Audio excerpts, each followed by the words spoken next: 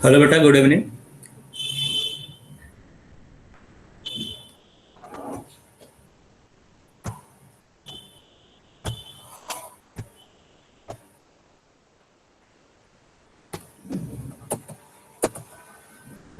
अगर सबको स्क्रीन दिखाई दे रहा हो और मेरी आवाज सुनाई दे रहा है तो यस बोलो। हाँ जी सर, सुनाई दे रहा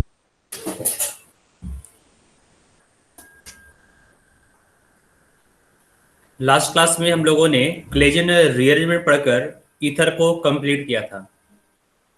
तो आज हम लोग स्टार्ट करेंगे फिनॉल्स। फिनॉल को कंप्लीट करने के बाद ये चैप्टर कंप्लीट हो जाए बेटा। फिनॉल के बाद हम लोग कुछ स्पेशल कंपाउंड्स पढ़ेंगे जो नीचे दिया गया है।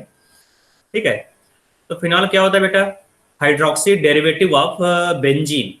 ठीक है। बेंजीन में अगर OH ग्रुप डायरेक्टली रिंग से अटैच्ड हो तो उसको फिनॉल बोलोगे या फिनॉल डेरिवेटिव बोलोगे। These are organic compounds, a hydroxyl group attached directly to a benzene ring। ठीक है।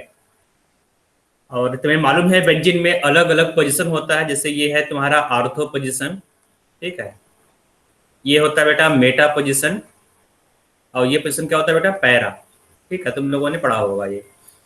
तो CS3 अगर इस तरह से बनाया हुआ है, हम देखो बीच में लगा हुआ है, इसका मतलब जो CS3 है वो 3 पोजीशन पर होता है। आर्थो पर भी हो सकता है, मेटा पर भी हो सकता है और पैरा पर भी हो सकता है। ठीक है।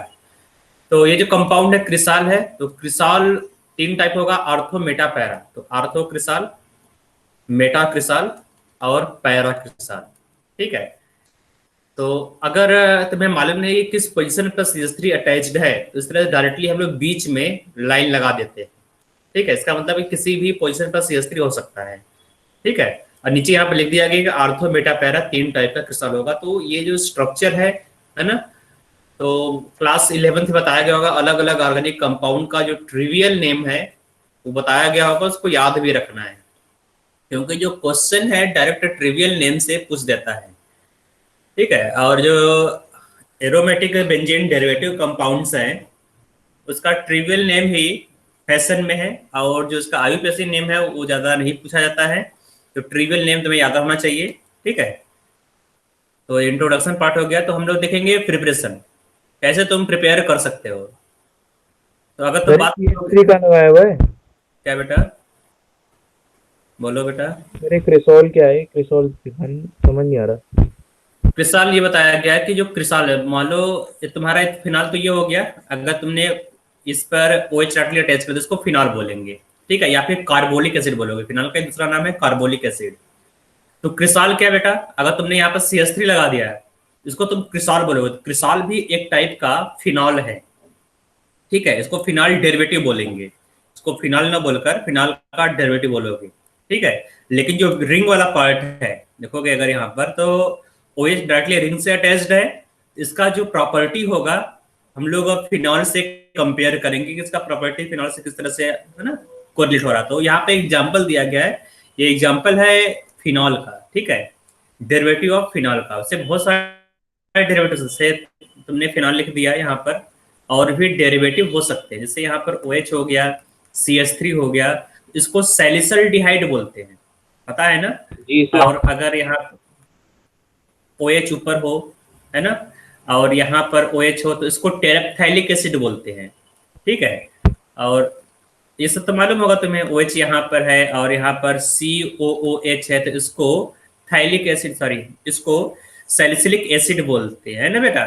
तो ये सब फिनॉल डेरिवेटिव है। तो बस ये देखो कि बेंजीन रिंग से अगर OH जुड़ा हुआ है तो वो फिनॉल होगा, और उस पर कोई दूसरा ग्रुप अटैच्ड है तो उसको तुम बोलोगे फिनॉल डेरिवेटिव।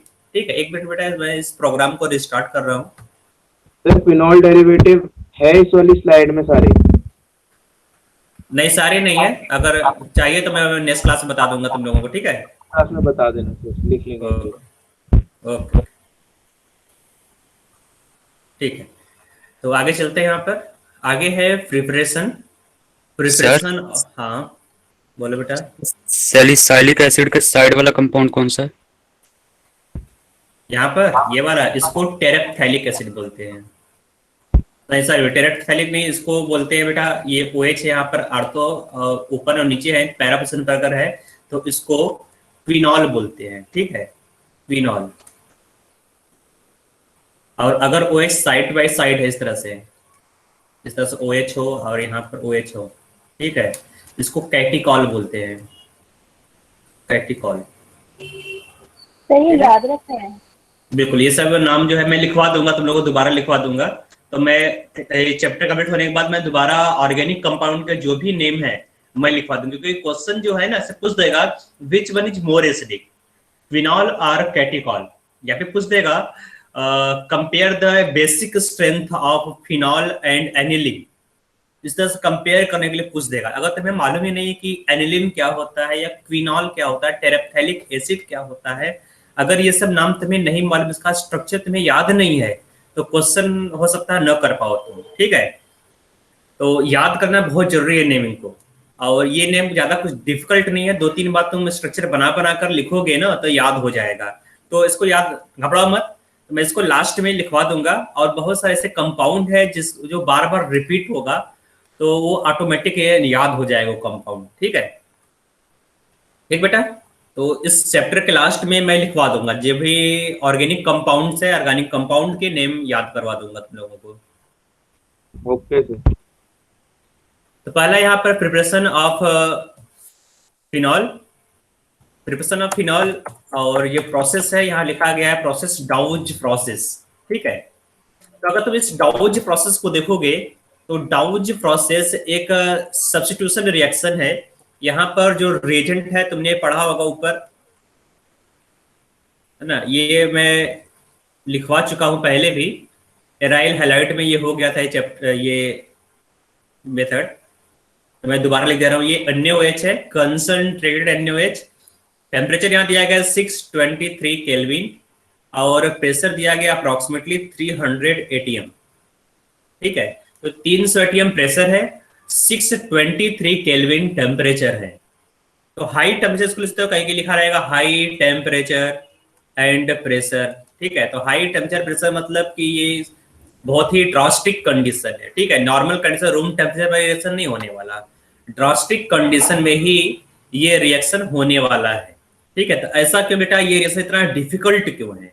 अगर तुम इस रिएक्शन की बात करोगे तो देखो जो तुम्हारा प्रोडक्ट है कैसे बना होगा। तो ये बेंजीन है, बेंजीन में यहाँ पर क्लोरीन जुड़ा हुआ है। ठीक है, और इस क्लोरीन को तुम्हें रिप्लेस करना है OH माइनस से, तो OH माइनस यहाँ पर आएगा, Cl माइनस यहाँ से निकल जाना चाहिए इस तरह से आराम से, है ना। तो ये बन जाएगा तुम्हारा फिनॉल।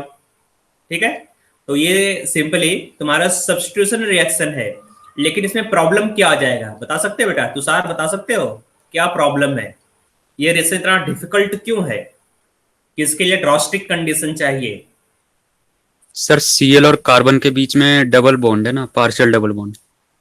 वेरी गुड बेटा। ठीक है, तो कुछ लोग समझ में आ रहा होगा कि अगर हम लोग यहाँ पर रेजोनेंस देखेंगे लोन पेयर ऑफ क्लोरीन और बेंजीन रिंग का, ठीक है, तो क्लियरली तुम्हें दिखाई देगा कि जो लोन पेयर ऑफ इलेक्ट्रॉन है क्लोरीन का वो बेंजीन रिंग के साथ कॉन्जुगेशन में है ना। तो यहाँ पर पूरा का पूरा इलेक्ट्रॉन पेयर कॉन्जुगेशन में दिख रहा है। इसका मतलब ये हुआ कि ये जो तुम्हारा कार्बन क्लोरीन बॉन्ड है ये सिंगल बॉन्ड न होकर ये क्या है बेटा, ये पार्शियल डबल बॉन्ड है। मतलब इस तरह से डॉटेड लाइंस दिखाओगे तो यहाँ पर भी डॉट लाइन दिखाना पड़ेगा, इस तरह से डॉटेड लाइन, है ना। इसका मतलब ये हुआ कि ये जो बॉन्ड दिख रहा है ये पार्शियल डबल बॉन्ड है, पार्शियल डबल बॉन्ड। तो अगर ये पार्शियल डबल बॉन्ड है तो इसको ब्रेक करना बहुत ही डिफिकल्ट है। तो अगर डिफिकल्ट है तो कैसे इसको ब्रेक करोगे? तो उसके लिए यहाँ पर क्या यूज किया बेटा, तुमने ड्रास्टिक कंडीशन यूज किया। तो ड्रास्टिक कंडीशन में है क्या, तुमने टेम्परेचर बढ़ा दिया। ठीक है, जब तुम टेम्परेचर बढ़ाओगे तो जो एटम है एटम का वाइब्रेशनल एनर्जी बढ़ जाएगा, जो वाइब्रेशन है इसका इंक्रीज जाएगा। तो अब ये जो बॉन्ड है, बॉन्ड को मैंने बोला था कि बॉन्ड को हम लोग इस तरह से स्प्रिंग की तरह कंसिडर कर सकते हैं। ठीक है, तो अगर तुम टेम्परेचर को बढ़ाओगे तो यहाँ पर वाइब्रेशन तेजी से बढ़ता चला जाएगा ना, इस तरह से टू एंड फ्रो मोशन होगा। तो जो लेंथ थोड़ा सा इंक्रीज हो जाएगा, जो बॉन्ड लेंथ है इंक्रीज हो जाएगा। ठीक है, तो ड्रास्टिक रिएक्शन में क्या होगा, ये थोड़ा सा बॉन्ड वीक हो जाएगा। तो यहाँ पर जो सब्स्टिट्यूशन रिएक्शन है इजी हो जाएगा। ठीक है, इसलिए हम लोग यहाँ पर टेम्परेचर को यहाँ पर ड्रास्टिक कंडीशन यूज करते हैं। ओके बेटा, तो यहाँ पर तुमने NaOH यूज किया, तो NaOH क्या करे, देखो यहाँ पर जो रिएक्शन मैकेनिज्म में बता देता हूँ यहाँ पर कि किस तरह से ये रिएक्शन होता है। एक्चुअली ये जो सब्स्टिट्यूशन रिएक्शन है ये न तो SN1 रिएक्शन है न तो SN2 रिएक्शन है, इस रिएक्शन को बोलते हैं SNAR रिएक्शन। ठीक है, तो यहाँ पे लिखोगे मैकेनिज्म, तो जो मैकेनिज्म है इसका वो होगा SNAR, तो यहाँ लिखोगे SNAR। ठीक है, इसको बाई मॉलिक्यूलर सब्स्टिट्यूशन रिएक्शन भी बोलते हैं, बाई मॉलिक्यूलर सब्स्टिट्यूशन रिएक्शन।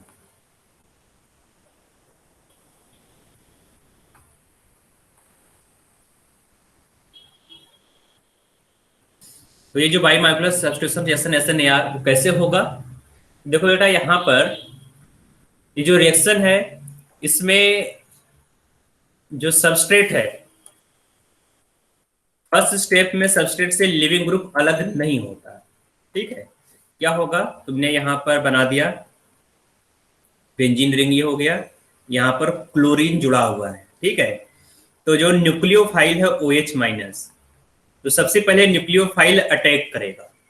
ठीक है, तो न्यूक्लियोफाइल अटैक कहां पर करेगा, तो हमें मालूम है न्यूक्लियोफाइल के ऊपर पार्शियल यहाँ पर नेगेटिव चार्ज है, तो नेगेटिव चार्ज हमेशा वहीं पर अटैक करेगा जहां पर थोड़ा सा पार्शियल पॉजिटिव चार्ज डेवलप हो। तो पार्शियल पॉजिटिव चार्ज कहाँ दिख रहा होगा बेटा, यहाँ तुम्हें दिख रहा होगा इस कार्बन के ऊपर है ना, क्योंकि ये जो कार्बन है ये इलेक्ट्रोनेगेटिव एलिमेंट क्लोरीन से जुड़ा हुआ है, तो क्लोरीन इलेक्ट्रॉन को विड्रॉ करेगा थोड़ा बहुत। अगर यहाँ पर क्लोरीन इलेक्ट्रॉन को विड्रॉ करेगा तो पार्शियल पॉजिटिव चार्ज इस इप्सो पोजीशन पर आएगा, इसको इप्सो पोजीशन बोलते हैं। ठीक है, इप्सो पोजीशन। ठीक है, तो इप्सो पोजीशन पर पार्शियल पॉजिटिव चार्ज आएगा, तो इस कार्बन पर OH माइनस अटैक करेगा। ठीक है, जो OH माइनस है थोड़ा सा कर्ली एरो बना दो,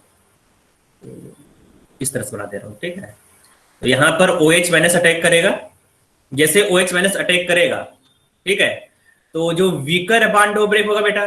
तो अब बताओ यहाँ पर वीकर बॉन्ड कौन है, ये जो कार्बन है इस कार्बन पर कौन सा बॉन्ड वीकर बॉन्ड है, तुम देखकर बता सकते हो।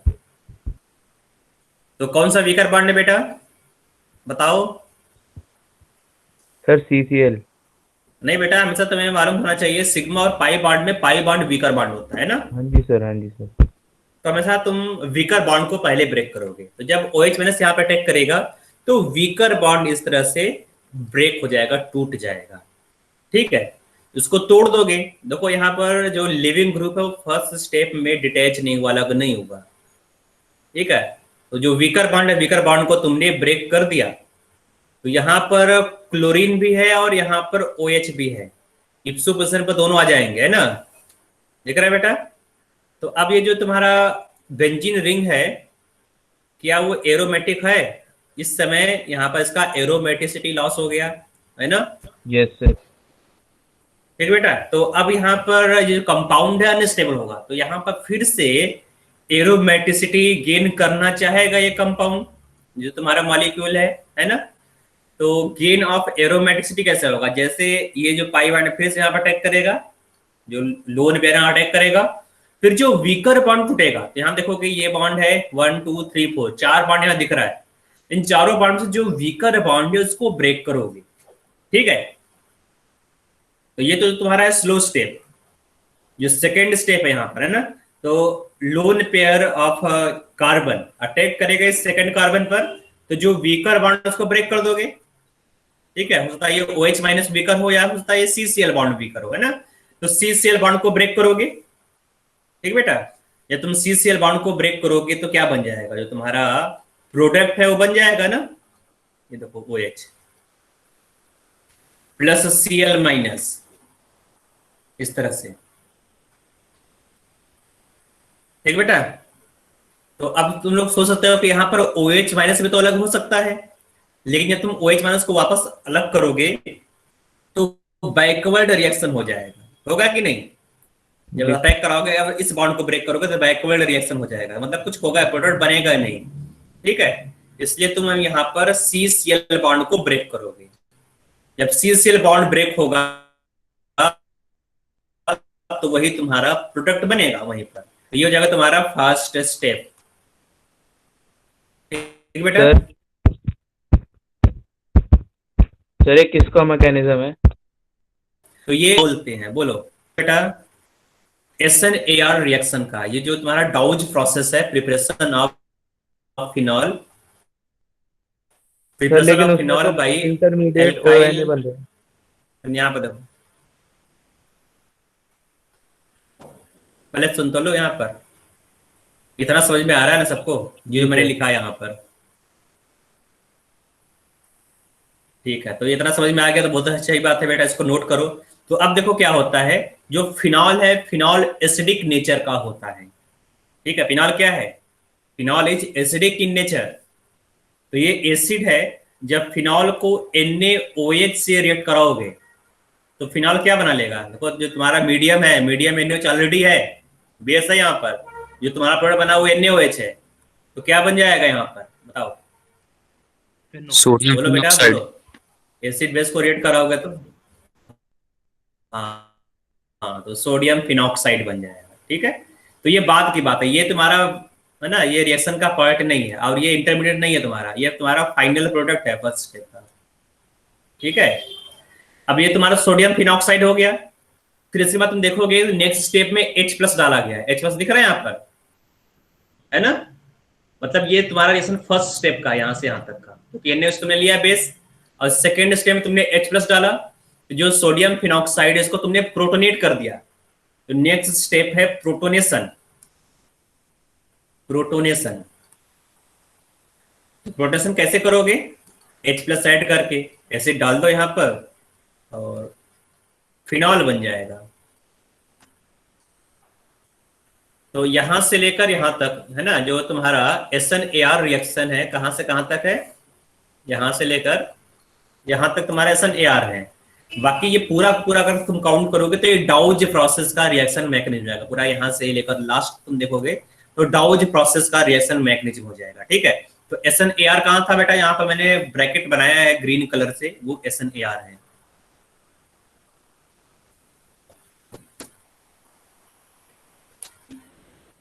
तो अगर तुमने लिख लिया है तो मैं एक और क्वेश्चन दे रहा हूँ। हाँ बोलो। सर जब SNAR से बोलो। OH मिल गया तो हमें डाउज प्रोसेस करने की जरूरत क्यों पड़ी? डाउज प्रोसेस ही तो ये होगा, क्योंकि यहाँ पर जो OH पाने से इजीली तो अटैक करेगा नहीं, बनेगा नहीं यहाँ पर, है ना? जब तुम, क्योंकि यहाँ पर देखो जो CCl बॉन्ड है वहां पर पार्शियल डबल बॉन्ड है। ठीक है, ये सिंगल बॉन्ड नहीं है। तो ये जो रिएक्शन तुम देख रहे हो बेटा, सिंपल सा रिएक्शन दिख रहा है, ये सिंपल है नहीं। यहाँ पर तुम प्रेशर भी अप्लाई करोगे, टेम्परेचर अप्लाई करोगे, तभी ये जो CCl बॉन्ड है ब्रेक होगा। ठीक है, ये बहुत ही जो स्लो स्टेप है, बहुत ही स्लो स्टेप है। यहाँ पर अटैक ही नहीं करेगा OH-। इसको अटैक कराने के लिए, क्योंकि देखो तुमने फर्स्ट स्टेप में क्या किया, एक स्टेबल बेंजीन रिंग को अनस्टेबल नॉन एरोमेटिक रिंग में कन्वर्ट किया। इसका मतलब ये जो स्टेप है ये स्लोवेस्ट स्टेप होगा, बहुत ही स्लो होगा, है ना? इस स्टेप को कराने के लिए तुमने क्या किया, तुमने यहाँ पर प्रेशर अप्लाई किया, तुमने यहाँ पर टेम्परेचर को इंक्रीज किया। आप समझ में आया बेटा?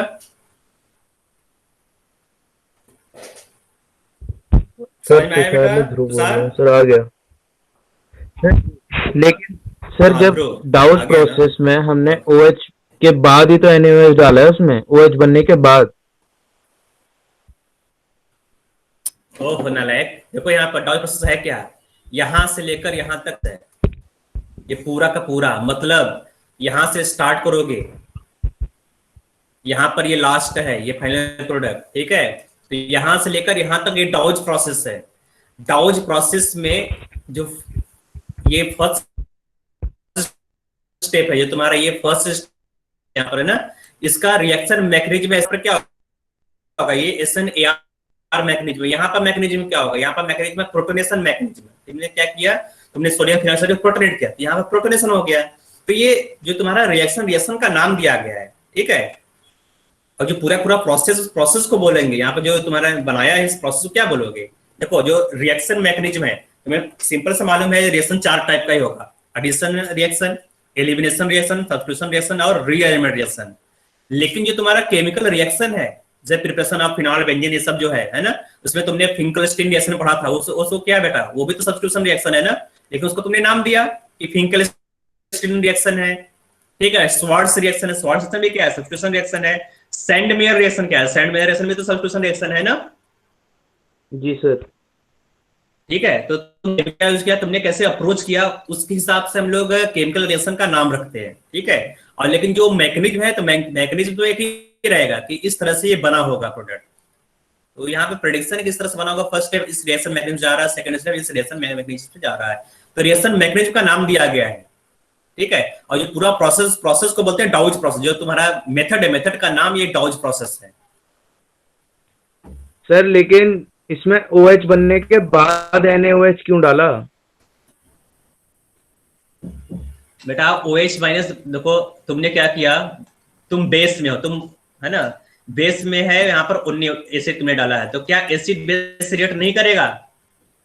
जैसे ये तुमने क्या किया, आप देखो जो तुम्हारा फर्स्ट स्टेप है, फर्स्ट स्टेप में NaOH है ना, हाँ जी एक्सेस सर। में है, तुमने ढेर सारा NaOH लिया है, यहाँ पे बेंजीन रिंग भी है, तो अब क्या ये अलग रह पाएगा? तुम काजल के कोठरी में हो, बिना खाली लगे तुम बाहर निकल पाओगे? नहीं ना। नहीं सर। कोयले की खान में तुम हो, तुम सोच रहे हो मैं वहां पर नहाकर चुपके से निकल लाऊंगा साफ सुथरा, तो क्या वहां पर साफ होकर नहा धोकर निकल पाओगे बाहर? काली तो पुते गई हाथ पैर में। जी हाँ, सर। तो वही हाल यहाँ पर है, तुमने NaOH के सोल्यूशन में, तुमने बेसिक सोल्यूशन में तुमने फिनॉल बना डाला, ये जो तुम्हारा सोल्यूशन और बेसिक सोल्यूशन है, इसमें तुमने फिनॉल बना डाला, तो ये फिनॉल जो है, फिनॉल के फॉर्म में नहीं रहेगा, ये फिनॉक्साइड के फॉर्म में कन्वर्ट हो जाएगा। ठीक है, अच्छा, अपने आप फिनॉक्साइड के फॉर्म में कन्वर्ट हो रहा है सर समझ ये? में आ रहा है बेटा? हाँ, बहुत देर बाद समझ। हाँ जी सर, वही कंफ्यूजन आ रही थी मेरे को कि NaOH हमने डाला है, समझ में आ रहा है बेटा? हो रहा है, एक्सेस में है ना यानी NaOH? बिल्कुल, यहाँ पर जो तुमने रिएक्शन लिया है, यहाँ पर NaOH तुमने एरो के ऊपर लिखा है, यहाँ पर तुमने 1 इक्विवेलेंट 2 इक्विवेलेंट नहीं लिखा है ना। जब मैंने बोला कि जब तुम एरो के ऊपर कोई सब्स्टिट्यूशन लिखते हो, तो इसका मतलब वो एक्सेस में है, यहाँ कुछ तुमने 1 इक्विवेलेंट 2 इक्विवेलेंट नहीं लिखा है, तो मतलब एक्सेस में तुमने लिया है वो सब्सटेंस। अगर एक्सेस में नहीं लोगे तो रिएक्शन होगा ही नहीं, क्योंकि तुम इसका रिएक्शन मैकेनिज्म लिखो, यहाँ तुम देखोगे यहाँ पर रेट ऑफ रिएक्शन, मैं यहाँ पर चेंज करूँ, रेट ऑफ रिएक्शन, तो रेट ऑफ रिएक्शन तुम क्या लिखोगे, rate of reaction equal to rate constant multiplied by concentration of substrate, ये तो होगा सबस्ट्रेट मल्टीप्लाइड बाय कंसंट्रेशन, जो को स्लोवेस्ट स्टेप है बेटा, यही तुम्हारा रेट डिटरमाइनिंग स्टेप है। ठीक है, तो यहाँ पर इस रिएक्शन में OH माइनस भी आ रहा है, मतलब NaOH भी आ रहा है, और जितना ज्यादा तुम कंसंट्रेशन बढ़ाओगे रिएक्टेंट का, उतना ही ज्यादा रिएक्शन का रेट होगा। तो रिएक्शन का बढ़ाना, इंक्रीज करना है, बेस को तुम क्या डालोगे, एक्सेस में डालोगे यहाँ पर, है कि नहीं, बोलो? हाँ जी सर, समझ आ गई। तो बेस इसलिए यहाँ पर जो NaOH है वो एक्सेस में लिया जाता है। अगर समझ में आ गया तो मैं इस डाउज प्रोसेस पर, या फिर मैं बोलूं कि SN-AR रिएक्शन मैकेनिज्म पर कुछ क्वेश्चन कर लोगे? चलो मैं दो क्वेश्चन दे रहा हूँ, ये क्वेश्चन दे रहा हूँ यहाँ पर, 2 क्वेश्चन, एक क्वेश्चन में दे रहा हूँ, उसको ट्राई करो तुम लोग। ठीक है, नहीं होगा तो मैं कर दूंगा यहाँ पर। ओके, तो यहाँ देखो, ये है तुम्हारा बेंजीन, यहाँ पर फ्लोरीन लगा हुआ है, डाउज प्रोसेस। ठीक है, मैं डाउज प्रोसेस लिख दे रहा हूँ। ठीक है, NaOH, और प्रोडक्ट बनाना है यहाँ पर, तो प्रोडक्ट क्या बनेगा, प्रोडक्ट यहाँ पर बनेगा OH। दूसरा तुमने यहाँ पर ले लिया क्लोरीन, ठीक है, Cl, सेम यहाँ पर तुमने रीजन लिया है, तो यहाँ पर क्या बनेगा बेटा, यहाँ पर भी तो वही बनेगा OH, है ना। तो इस रिएक्शन का जो रेट है, rate is equal to R1, और यहाँ पर जो रेट है, rate of reaction is equal to R2। Compare R1 and R2, compare करना है कि रिएक्शन का रेट क्या होगा, किसका ज्यादा होगा, किसका कम होगा। ठीक है, करके बताओ बेटा। R1 greater than R2। Sir R2 greater than तुम्हें R1। बताना है कि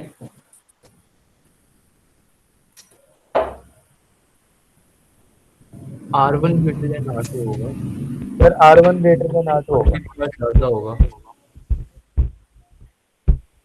अच्छा ठीक है, तो कुछ लोगों ने बोला R1 ग्रेटर देन R2 होगा, और कुछ ने बोला R2 is greater than R1 होगा, ठीक है। तो बताओ बेटा, ध्रुव बताओ कि R1 ग्रेटर देन R2 कैसे हो गया? Sir CF bond weaker bond होगा CCl बॉन्ड से। नहीं बेटा, CF बॉन्ड स्ट्रॉन्गर बॉन्ड होता है। देखो, जितना स्मॉलर बॉन्ड होगा CF, CCl, CI, जितना स्मॉलर बॉन्ड होगा, बॉन्ड लेने का छोटा होगा, उतना ही स्ट्रॉन्गर बॉन्ड होगा। तो जो CF बॉन्ड है, CF bond is always stronger than CCl and CCl bond is stronger than CI bond. तो जो बॉन्ड स्ट्रेंथ है ना, तो बॉन्ड स्ट्रेंथ क्या होगा? बॉन्ड स्ट्रेंथ की बात करोगे तो CF बॉन्ड जो होगा स्ट्रॉन्गर बॉन्ड होगा, CCl बॉन्ड क्या होगा? वीकर होगा। और उसके बाद तुम CBr लगा सकते हो, CBr CI। बताओ कैसे तुमने ये बताया कि ये सही होगा? इलेक्ट्रोनेगेटिविटी डिफरेंस फ्लोरीन के साथ ज़्यादा है, तो फिर पार्शियल पॉजिटिव चार्ज कार्बन पे ज़्यादा होगा, तो OH ज़्यादा अट्रैक्ट होगा, तो रेट ज़्यादा होगा। लेकिन बॉन्ड तो स्ट्रॉन्गर है ना यहाँ पर, जो CF बॉन्ड है, भले वो OH से यहाँ पर अट्रैक्शन ज्यादा हो रहा है, CF बॉन्ड तो स्ट्रॉन्गर है। स्लोएस्ट स्टेप पे बॉन्ड थोड़ी टूटता है, वो तो फास्टेस्ट स्टेप पे टूटता है, रेट तो स्लोएस्ट स्टेप से हाँ पता चलेगा। ठीक है, तो कौन बोल रहा है ये? Sir answer Sayan. किसने दिया? अच्छा ठीक है, सायन ने बहुत सही आंसर दिया। और जो भी डाउट है ना, सब डाउट को यहाँ पर क्लियर किया इसने। तो देखो इसने क्या बोला कि यहाँ पर जो R1 जो फर्स्ट स्टेप है, फर्स्ट स्टेप तुम्हारा रेट डिटरमाइनिंग स्टेप है, और इसमें तुमने कार्बन क्लोरीन या फिर कार्बन हाइड्रोजन बॉन्ड में तुमने ब्रेक नहीं किया। कार्बन हाइड्रोजन बॉन्ड ब्रेक कब हो रहा है? ये फर्स्ट स्टेप में ब्रेक हो रहा है ना। तो फर्स्ट स्टेप में हुआ क्या? फर्स्ट स्टेप में तुमने ये देखा कि जो नेगेटिव चार्ज है, negative charge positive charge attraction को तुम यहाँ पर काउंट कर रहे हो। तो जितना ज्यादा अट्रैक्टिव फोर्स होगा पॉजिटिव और नेगेटिव में, उतना ही फास्ट रिएक्शन होगा। क्योंकि तुमने यहाँ पर देखो, फर्स्ट स्टेप में कोई भी बॉन्ड तुमने ब्रेक नहीं किया, केवल पाई बॉन्ड ब्रेक हो रहा है, वो अलग नहीं हो रहा है। तुमने CCl बॉन्ड को ब्रेक नहीं किया। फर्स्ट स्टेप में अट्रैक्शन हो रहा है नेगेटिव और पॉजिटिव चार्ज में। तो जितना ज्यादा पॉजिटिव चार्ज बेंजीन पर क्रिएट होगा, उतना ही फास्ट रिएक्शन होगा। सबको समझ में आ रहा है बेटा? जो बॉन्ड तुम ब्रेक कर रहे हो, कार्बन क्लोरीन या फिर कार्बन फ्लोरीन बॉन्ड को, वो सेकंड फर्स्ट स्टेप में ब्रेक कर रहे हो। तो इसलिए जो कार्बन हाइड्रोजन बॉन्ड स्ट्रेंथ है, उसका कोई इफेक्ट नहीं पड़ेगा इस रिएक्शन में, ठीक है। तो अगर असर्शन रीजन टाइप क्वेश्चन पूछ दे, भले तुम्हारा क्वेश्चन सही है, तुमने आंसर सही दिया, लेकिन अगर असर्शन रीजन टाइप का क्वेश्चन पूछ दे कि यहाँ पर ये असर्शन है, ये इसका रीजन है, तो वहां पर तुम मात खा जाओगे, ठीक है। तो मेंस के लिए तो ठीक है, बता लोगे आंसर ये बनेगा, ऐसे बनेगा। लेकिन एडवांस में घुमा कर क्वेश्चन पूछ देगा, उसका रीजन पूछ लेगा, तो तुम नहीं बता पाओगे। तो रीजन भी तुम्हें मालूम होना चाहिए, ठीक है। तो यहाँ पर रीजन क्या है? Because of greater attractive force between electronegative carbon, sorry, greater positive charge development on carbon. तो यहाँ पे जो कार्बन है, कार्बन पर जो पॉजिटिव चार्ज है वो ज्यादा डेवलप हो रहा है। जितना ज्यादा पॉजिटिव चार्ज डेवलप होगा, उतना ज्यादा अट्रैक्टिव फोर्स होगा, उतना ही फास्ट रिएक्शन का रेट होगा। तो यहाँ पे क्वेश्चन, यहाँ पर जो आंसर होगा, आंसर क्या होगा बेटा? Answer is R2, sorry R1 is greater than R2। Sir CF और CCl में पर पॉजिटिव चार्ज ज्यादा CL में क्यों हो रहा है? CL में नहीं, CF में, because of electronegativity difference. Fluorine is more electronegative, है ना। तो फ्लोरीन ज्यादा इलेक्ट्रॉन को विड्रॉ करेगा अपने पास, तो यहाँ पर ज्यादा पॉजिटिव चार्ज डेवलप होगा। जितना ज्यादा पॉजिटिव चार्ज डेवलप होगा, उतना ज्यादा रिएक्शन का रेट होगा। यहाँ पर क्लोरीन का इलेक्ट्रॉन नेगेटिविटी कम है, मालूम है ना इलेक्ट्रॉन नेगेटिविटी? हाँ जी सर, समझ आया। हाँ चलो ठीक है, तो इसको नोट कर लो क्वेश्चन को।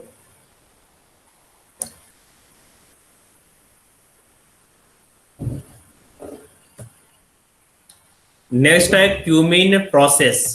नेक्स्ट है preparation of phenol by cumene process, ठीक है। तो जो क्यूमीन है, यहाँ पर देखोगे, यहाँ पर ई लिखा हुआ बेटा, है ना। यहाँ पर ई ध्यान दोगे स्पेलिंग में, तो CUMENE है, तो गड़बड़ मत कर देना, तो क्यूमीन का मतलब कुछ दूसरा हो जाता है। तो क्यूमीन इस कंपाउंड को बोलते हैं, ठीक है। इस कंपाउंड को क्यूमीन बोलते हैं, ठीक है, क्यूमीन। तो क्यूमीन हाइड्रो पेरोक्साइड मेथड में कहीं कहीं बोला जाता है, कहीं कहीं क्यूमीन प्रोसेस बोला जाता है। तो क्यूमीन हाइड्रो पेरोक्साइड ये जो कंपाउंड है इसको क्यूमीन हाइड्रो पेरोक्साइड बोलते हैं। तो अगर क्यूमीन हाइड्रो पेरोक्साइड का हाइड्रोलिसिस करोगे तो नेक्स्ट स्टेप देखो यहाँ पर हाइड्रोलिसिस H+H2O है ना। तो H+H2O होता है क्या बेटा, ये हाइड्रोलिसिस है, यानी सकते हो हाइड्रोलिसिस। थोड़ा सा मैं इसको इनलार्ज कर देता हूँ, डायग्राम बना हुआ है, ठीक है। तो ये है हाइड्रोलिसिस, ठीक है। तो क्यूमीन हाइड्रो पेरोक्साइड का हाइड्रोलिसिस करोगे तो फिनॉल बन जाएगा। तो यहां से यहां तक तुम देखोगे जो फर्स्ट स्टेप यहाँ पर क्यूमीन हाइड्रो पेरोक्साइड का, ये है तुम्हारा प्रिपरेशन ऑफ क्यूमीन। तो इसको बोलते हैं एल्काइलेशन ऑफ बेंजीन।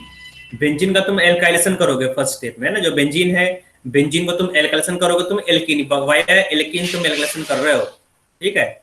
ये प्रोपीन है, देखो प्रोपीन, प्रोपीन का एल्काइलेशन करो। एल्काइलेशन के लिए तुम यहाँ पर कोई भी एसिड ले सकते हो, ठीक है।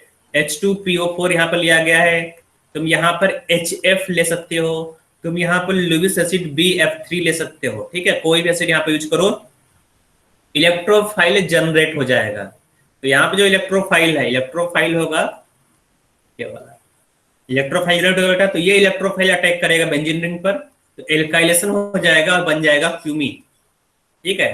तो तुमने ऐड कर दिया तो इसको क्यूमीन बोलोगे। तो क्यूमीन ये तुमने पढ़ा होगा बेटा क्लास 11th में, है ना। एल्काइलेशन तुमने पढ़ा होगा, एल्काइलेशन ऑफ बेंजीन पढ़ा है सर। हाँ, तो वहां पर एल्काइलेशन दो टाइप्स होता है, एक होता है फ्रीडल क्रॉफ एल्काइलेशन और दूसरा होता है बाइकैटालिटिक हाइड्रोलिसिस, है ना। तो इलेक्ट्रोफिलिक एरो EAS रिएक्शन ये भी है, इलेक्ट्रोफिलिक एरोमेटिक सब्स्टिट्यूशन रिएक्शन, और यहाँ पर जो इलेक्ट्रोफाइल है ये बनेगा। तो ये प्रोपीन कटायन बनता है, प्रोपेन कटायन। तो यहाँ पर जो H+ है, H+ ऐड होगा, या तुम H+ को ऐड करोगे तो इस तरह से बन जाएगा कटायन। तो यही अटैक करेगा बेंजीन रिंग पर, इलेक्ट्रोफिलिक एरोमेटिक सब्स्टिट्यूशन रिएक्शन। और ये जो रिएक्शन है ये है एल्काइलेशन रिएक्शन, ठीक बेटा। तो क्यूमीन का तुम नेक्स्ट स्टेप में कर रहे हो ऑक्सीडेशन। तो क्यूमीन में ये जो हाइड्रोजन है ये इजिली ऑक्सीडाइज होता है, जो बीच वाला ऑक्सीजन है हाइड्रोजन है बेटा, इस हाइड्रोजन को तुम हटाओगे तो यहाँ पर एक, अगर तुम इस हाइड्रोजन को इसको तुम ब्रेक करते हो तो अगर तुम यहाँ पर डॉट लगाओगे, ठीक है, डॉट मतलब तुम इसको रेडिकल बना रहे हो, फ्री रेडिकल। तो यहाँ पे जो फ्री रेडिकल है इस कार्बन से भी देखो यहाँ पर 6 हाइड्रोजन है, तो 6 हाइड्रोजन के साथ कॉन्जुगेशन में होगा, साथ में बेंजीन के साथ रेजोनेंस में होगा। इसका मतलब इस हाइड्रोजन को तुम इजिली यहाँ से हटा सकते हो, ठीक है। इसको ऑक्सीजन में या एयर में तुम थोड़ा सा हीट करोगे, एयर में हीट करते ही ये क्यूमीन हाइड्रो पेरोक्साइड में कन्वर्ट हो जाता है, ऑक्सीडाइज हो जाता है, यहाँ वाला हाइड्रोजन हटेगा और ये ऑक्सीडाइज हो जाएगा, ठीक है। ऑक्सीडाइज होने के बाद तुम इसका हाइड्रोलिसिस करोगे, जब तुम इसका हाइड्रोलिसिस करते हो तो ये बन जाएगा फिनॉल, ठीक बेटा। तो इसको नोट कर सकते हो।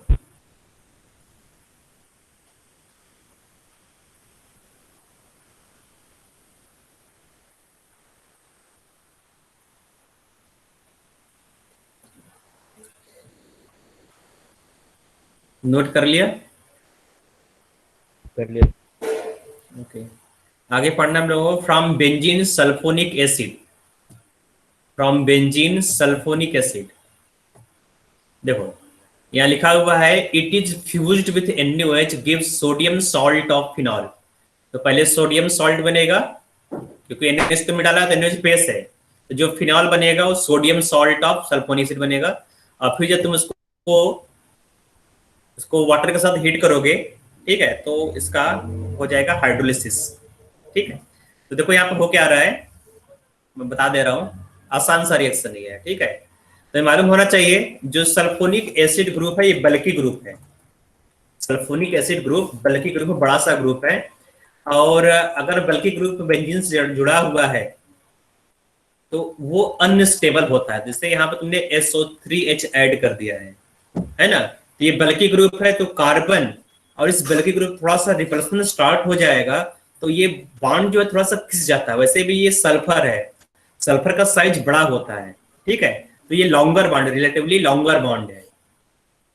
तो जब इसको NaOH के साथ फ्यूजन करते हैं, फ्यूजन मतलब हीट करोगे, NaOH यहाँ पर सॉलिड NaOH यूज करते हैं, इसको साथ फ्यूज करोगे, गर्म करोगे यहाँ पर, तो NaOH क्या करेगा बेटा, यहाँ पर सब्स्टिट्यूशन रिएक्शन होगा उसी तरह से, है ना। और जो SO3H है, तो यहाँ पे जो SO3H है वो इजिली यहाँ से हटा सकते हो। यहाँ पर तुम्हें हाई टेम्परेचर और हाई प्रेशर का जरूरत नहीं है, तो सिंपली तुम NaOH के साथ फ्यूज करोगे, गर्म करोगे, तो ये यहाँ पे सब्स्टिट्यूशन हो जाएगा। सब्स्टिट्यूशन होते ही यहाँ पर क्या बनेगा बेटा, ये बन जाएगा OH। तो मालूम है ये OH जो फिनॉल है बेसिक एसिडिक होता है। यहाँ पर जो H है, H को रिप्लेस कर दोगे, NaOH से रिएक्ट कराओगे, जब NaOH से रिएक्ट करेगा तो क्या बनेगा, यहाँ पर फिनॉक्साइड बन जाएगा ONA, ठीक है, प्लस H2O। लेकिन तुम्हें बनाना क्या, तुम्हें बनाना फिनॉल, तो इसको तुम प्रोटोनेट कर दो। जब इसका तुम प्रोटोनेशन करोगे तो प्रोटोनेशन से क्या हो जाएगा बेटा, ये वापस फिनॉल में कन्वर्ट हो जाएगा। तुम्हें देखो यही चाहिए, लेकिन ये बनता नहीं, ये इंटरमीडिएट है, बीच में बनेगा, तुरंत NaOH से रिएक्ट करके फिनॉक्साइड में कन्वर्ट हो जाएगा, ठीक है। जो सोडियम फिनॉक्साइड को वापस गेन करने के लिए तुम इसको प्रोटोनेट करते हो, इसको एसिडिफाई करते हो। ये तुम एसिडिफाई करोगे सोल्यूशन को, एसिडिफाई करने पर क्या बन जाएगा, ये है ना, हमारा डिजायर्ड प्रोडक्ट बन जाएगा, ठीक है।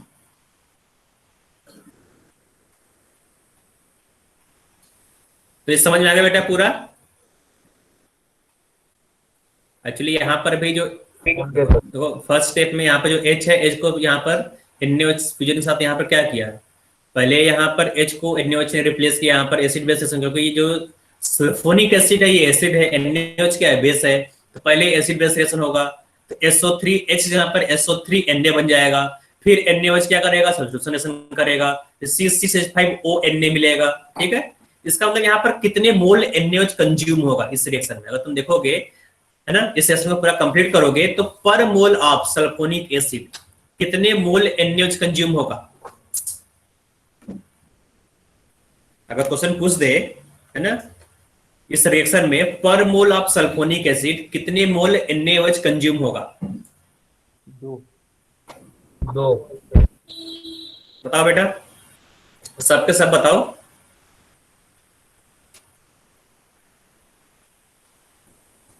तो केवल तुम लोग 2 ही दिख रहा है, 3 नहीं दिख रहा बेटा, 3 देखो, एक तो यहां पे यूज हुआ, दूसरा यहां पे यूज हुआ, है ना, और एक जो H प्लस है, H प्लस को Na में कन्वर्ट करने में हुआ होगा, देखो यहां पर।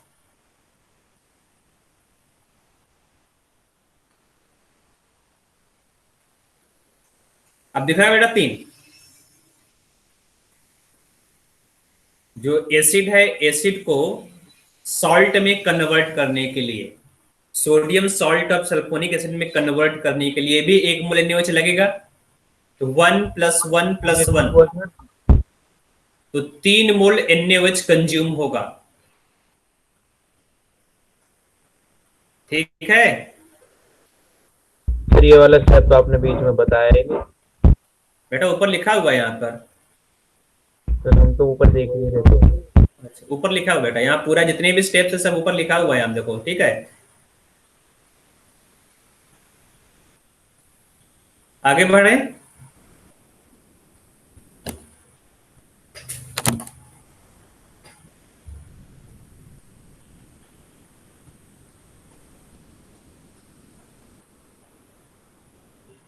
आगे from benzene diazonium salt, from benzene diazonium salt, तो बेंजीन डाइओजोनियम सॉल्ट को वाटर के साथ हीट करो, उबाल दो, पानी डालकर उबाल दो बेंजीन डाइओजोनियम सॉल्ट को, तो फिनॉल बन जाएगा, ठीक है। This gives ArSN1 reaction with H2O to form phenol. तो ये भी एरोमेटिक सब्स्टिट्यूशन रिएक्शन है, यहां पर फिनॉल बनता है, और ये ArSN1 रिएक्शन है। मतलब क्या होगा, फर्स्ट स्टेप में जो N2+ है नाइट्रोजन के फॉर्म में निकल जाएगा, और यहां पर बनेगा एरिनियम आयन। थोड़ा सा मैं नीचे स्पेस ले रहा हूं,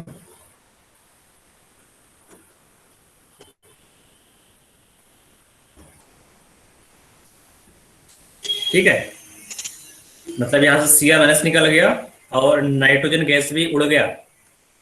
जब वाटर यहाँ पे डालोगे H2O, वाटर का लोन पेयर यहाँ अटैक करेगा और बन जाएगा OH2 प्लस। डी प्रोटोनेशन करोगे, माइनस H प्लस करोगे यहाँ पर, तो ये हो जाएगा OH। ठीक है,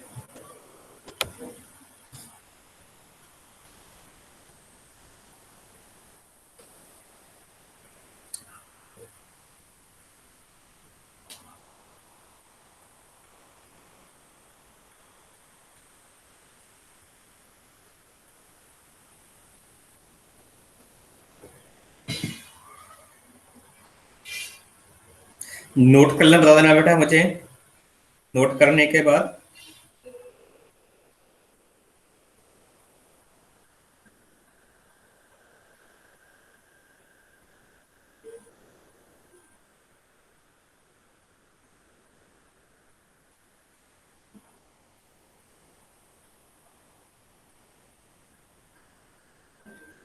सर यहाँ पे OH2 बेटर लिविंग ग्रुप होगा तो निकल नहीं जाएगा वो?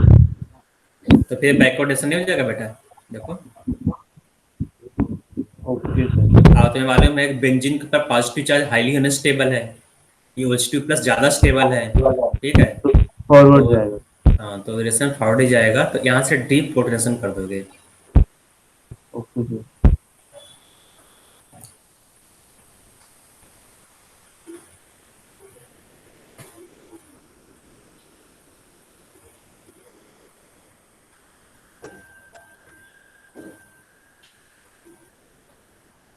आगे कुछ क्वेश्चन दिया गया है, इसे यहाँ पर दिया गया फर्स्ट क्वेश्चन इलस्ट्रेशन में, starting from 1 methyl cyclohexene prepare the following. ठीक है, तो बना लोगे इसको। स्टार्टिंग फ्रॉम 1 मिथाइल साइक्लो, तो नीचे सोल्यूशन दे दिया, इसको मैं क्लोज कर देता हूँ, क्लोज नहीं हो रहा सोल्यूशन। देख लो यहाँ पर कैसे बनाओगे यहाँ पर, है ना। यहाँ देखो, इस क्वेश्चन को ध्यान से देखो, 1 मिथाइल साइक्लोहेक्सीन, तो ये जो तुम्हारा कंपाउंड है ये है 1 मिथाइल साइक्लोहेक्सीन। तो इससे तुम्हें पहले ये बनाना है, फिर ये वाला बनाना कंपाउंड। ठीक है, तो पैरेलल कैसे बनाओगे, तो देखो यहाँ पर सिस डाइऑल है, सिस डाइऑल मतलब सेम साइड 2 OH ग्रुप जोड़ना है। तो सेम साइड, अगर डबल बॉन्ड के सेम साइड 2 OH ग्रुप जोड़ना है यहाँ पर, तो उसके लिए तुम बेयर्स रेजेंट यूज करते हो। याद है तुम्हें क्लास 11 का बेयर्स रेजेंट, बेयर्स रेजेंट, है ना। तो बेयर्स रेजेंट होता क्या है, क्या होता है बेटा बेयर्स रेजेंट? ऑक्सीडाइजिंग एजेंट होता है, वीकली ऑक्सीडाइज करता हाँ, तो उसमें क्या क्या लेते हो, क्या क्या सोल्यूशन होता है बेटा, बोलो। है। तो यहाँ पे तुम लेते हो कोल्ड एल्कलाइन, है ना, कोल्ड डाइल्यूट एल्कलाइन, है ना, dilute slightly alkaline, slightly alkaline KMnO4। तो cold dilute slightly alkaline solution of KMnO4 is known as Baeyer's reagent. तो अगर तुम बेयर्स रेजेंट का यूज करोगे तो यहाँ पर same side OH OH group जुड़ जाएगा। अगर तुमने यहाँ पर बेयर्स रेजेंट न लेकर केवल KMnO4 यूज किया तो क्या होगा, अगर तुम केवल KMnO4 यूज करोगे तो जो, हाँ, तो ये स्ट्रॉन्गर ऑक्सीडाइजिंग एजेंट है। तो यहाँ पे जो दोनों बॉन्ड दिख रहा है बेटा, जो सिग्मा बॉन्ड है, जो पाई बॉन्ड है, तो सिग्मा बॉन्ड भी यहाँ पर ब्रेक हो जाता है, तो कीटोन और एल्डिहाइड बन जाएगा, तो कीटोन और कार्बोक्सिलिक एसिड बन जाएगा। इसलिए यहाँ पर बेयर्स रेजेंट का यूज करते हैं। तो दोनों ही कार्बन पर, ऊपर वाले पर भी, इस पर भी, इस पर भी, दोनों में same side OH OH add हो जाएगा। ठीक है, तो ये बेयर्स रेजेंट लिखा हुआ है यहाँ पर। सेकंड देखो, यहाँ पर OH ग्रुप ऐड करना है, तो यहाँ पर तो सिंपल है, मार्कोनी का ऑक्सीडेशन आप वाटर करा दो। तो जहां पर स्टेरिक हिंड्रेंस ज्यादा होगा या फिर जहां पर नंबर ऑफ हाइड्रोजन कम है वहां पर मोर इलेक्ट्रोनेगेटिव ऐड हो जाएगा। तो यहाँ पर OH यहाँ पर ऐड हो जाएगा। हमने यहाँ पर किया क्या, हाइड्रोलिसिस। ठीक है, हाइड्रोलिसिस किया, एसिडिक मीडियम हाइड्रोलिसिस। ठीक है, तो इसको नोट कर लो, फिर नेक्स्ट क्वेश्चन तुम लोग करते रहो, इसको भी करो जो नीचे लिखा हुआ है। मुझे दिख नहीं रहा कि क्या है ये।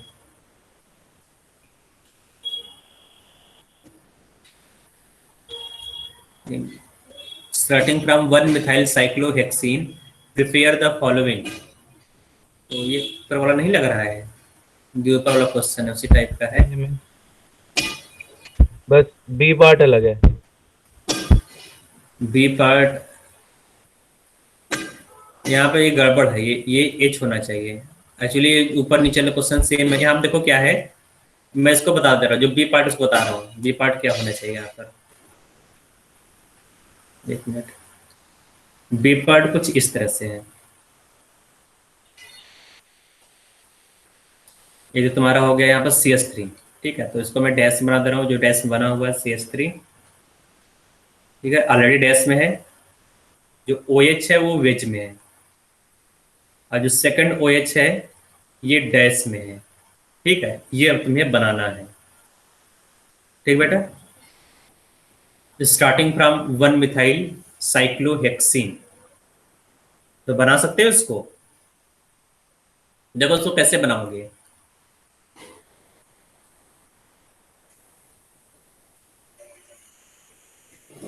इसको बनाने के लिए हम लोग रिएजेंट यूज करते हैं मेटाफ्लोरोपरबेंजोइक एसिड। ठीक है, यहाँ तुम यूज करोगे मेटाफ्लोरोपरबेंजोइक एसिड। तो मेटाफ्लोरोपरबेंजोइक एसिड यूज करने पर क्या होगा बेटा,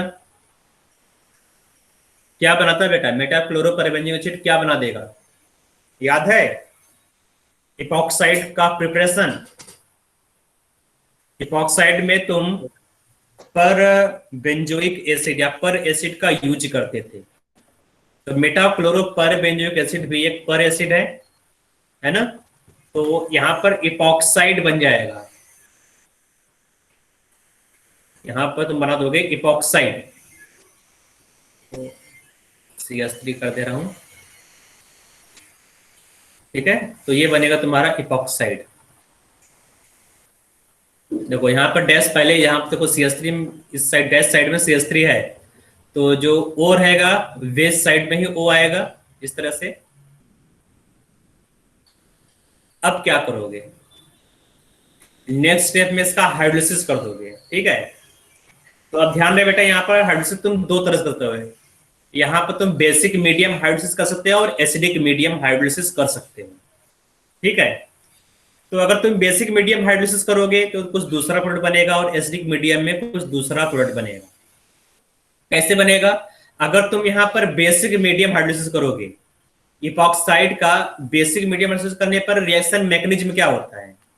इपॉक्साइड में मैंने बताया था, इपॉक्साइड में बेसिक मीडियम, अगर तुम बेसिक मीडियम रिंग ओपनिंग करोगे तो बेसिक मीडियम में SN2 रिएक्शन होता है, याद है, SN2। और अगर तुम एसिडिक मीडियम यूज करोगे, एसिडिक मीडियम में SN1 reaction ring opening reaction देता है इपॉक्साइड। याद आ रहा है, ये लास्ट क्लास में ही हुआ था। ठीक है, तो अब यहां पर क्या करोगे, बेसिक मीडियम या एसिडिक मीडियम यूज करोगे, कौन सा मीडियम यूज करोगे। तो देखोगे ये स्पेसिफिक प्रोडक्ट है यहाँ पर, है ना। और जो सेकंड OH है वो बैक साइड से अटैक किया, मतलब यहाँ पर डैश में है, तो इसका मतलब बैक से अटैक कराना होगा। जो तुम्हारा सेकंड कार्बन है यहाँ पर, जो लेस हिंडर्ड कार्बन है, वहां पर OH ग्रुप बैक साइड होना चाहिए। तो अब क्या करोगे, यहाँ पर तुम बेसिक मीडियम हाइड्रोलिसिस करा दो। ठीक है, OH माइनस H2O करा दो, OH माइनस H2O। ठीक है, तो OH माइनस कहाँ अटैक करेगा बेटा, बैक साइड से अटैक करेगा, पीछे की तरफ से, है ना। और ये जो O माइनस इस तरह से ओपन हो जाएगा। ठीक है, तो जो तुम्हारा प्रोडक्ट है कुछ इस तरह से बनेगा।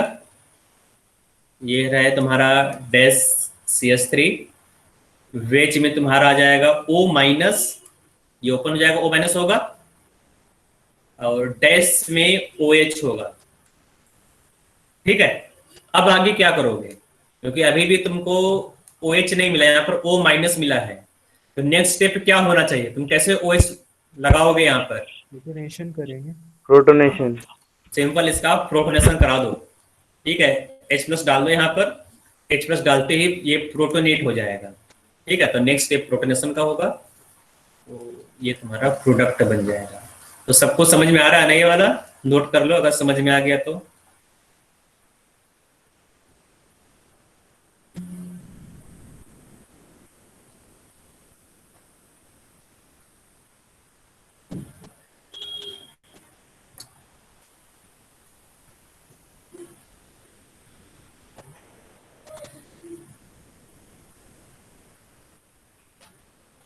यहाँ लिख लोगे SN2 रिएक्शन ये, ठीक है, SN2।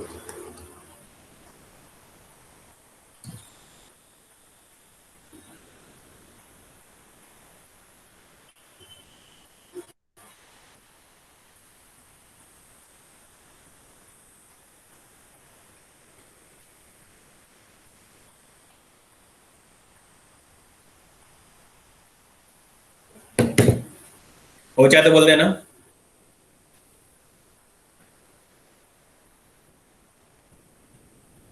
हो गया होगा ना? नहीं आगे सर। फिर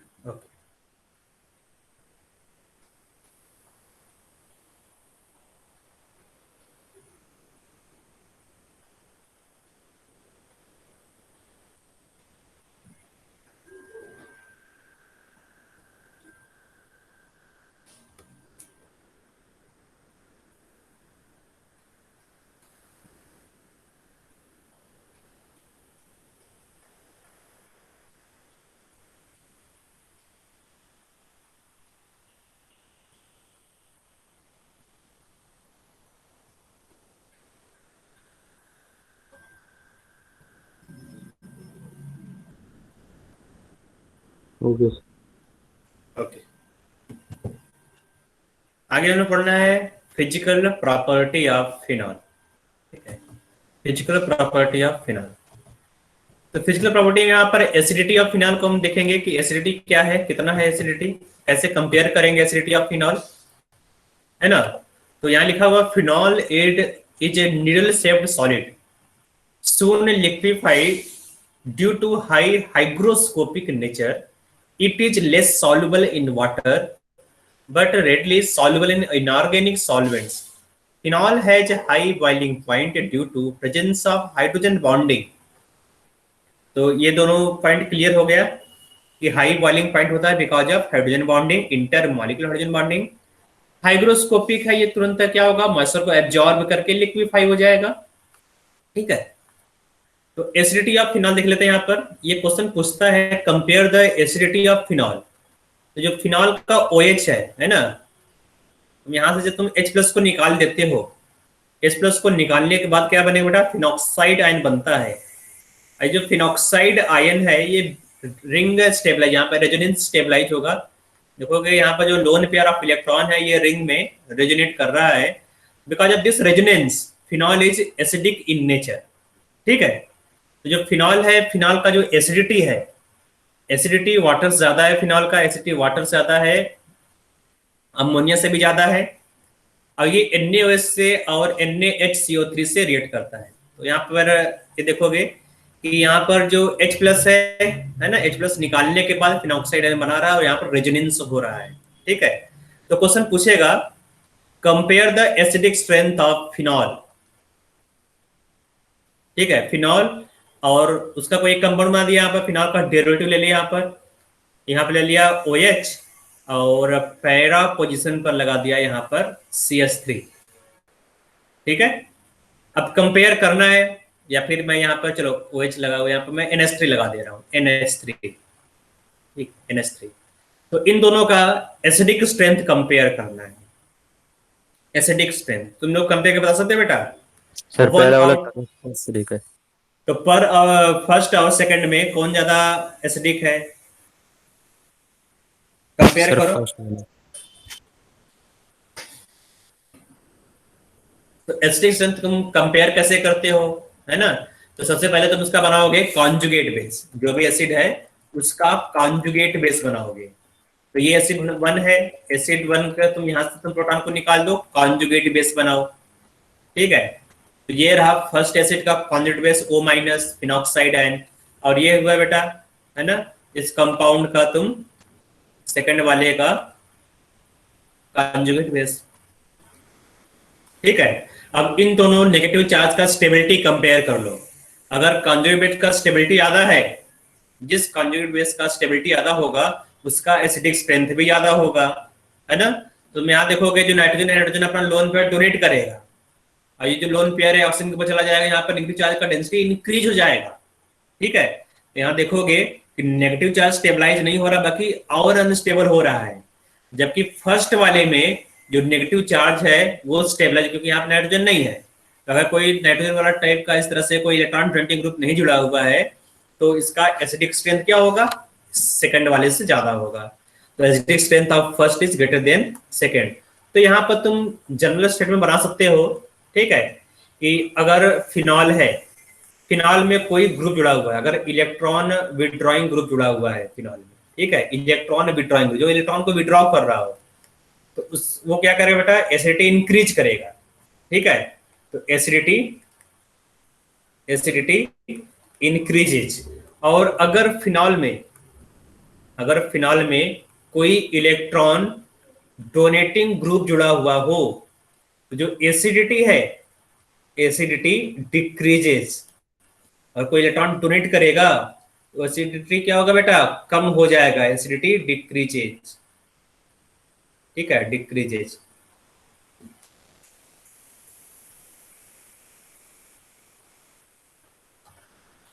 तो इसको नोट कर लो।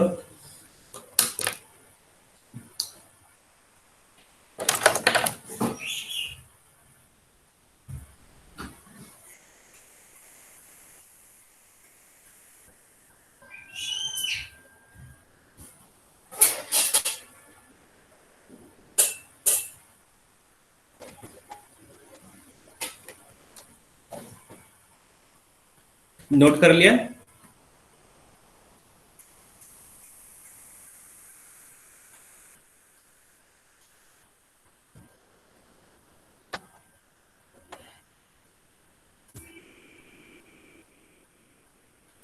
कर लिया सर।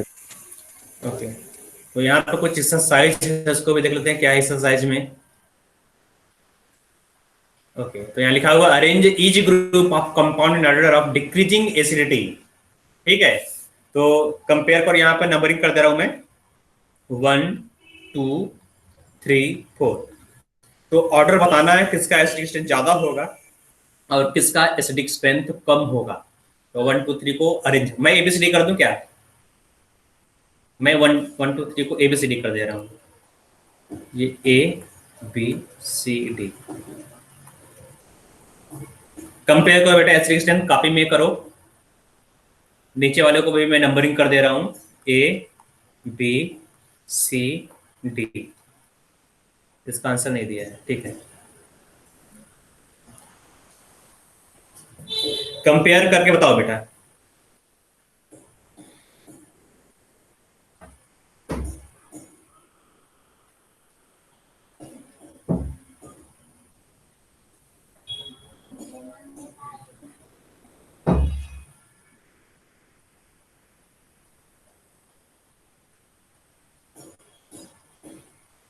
तो मालूम है नाइट्रो इलेक्ट्रॉन विड्रॉइंग ग्रुप है, CH3 इलेक्ट्रॉन डोनेटिंग ग्रुप है।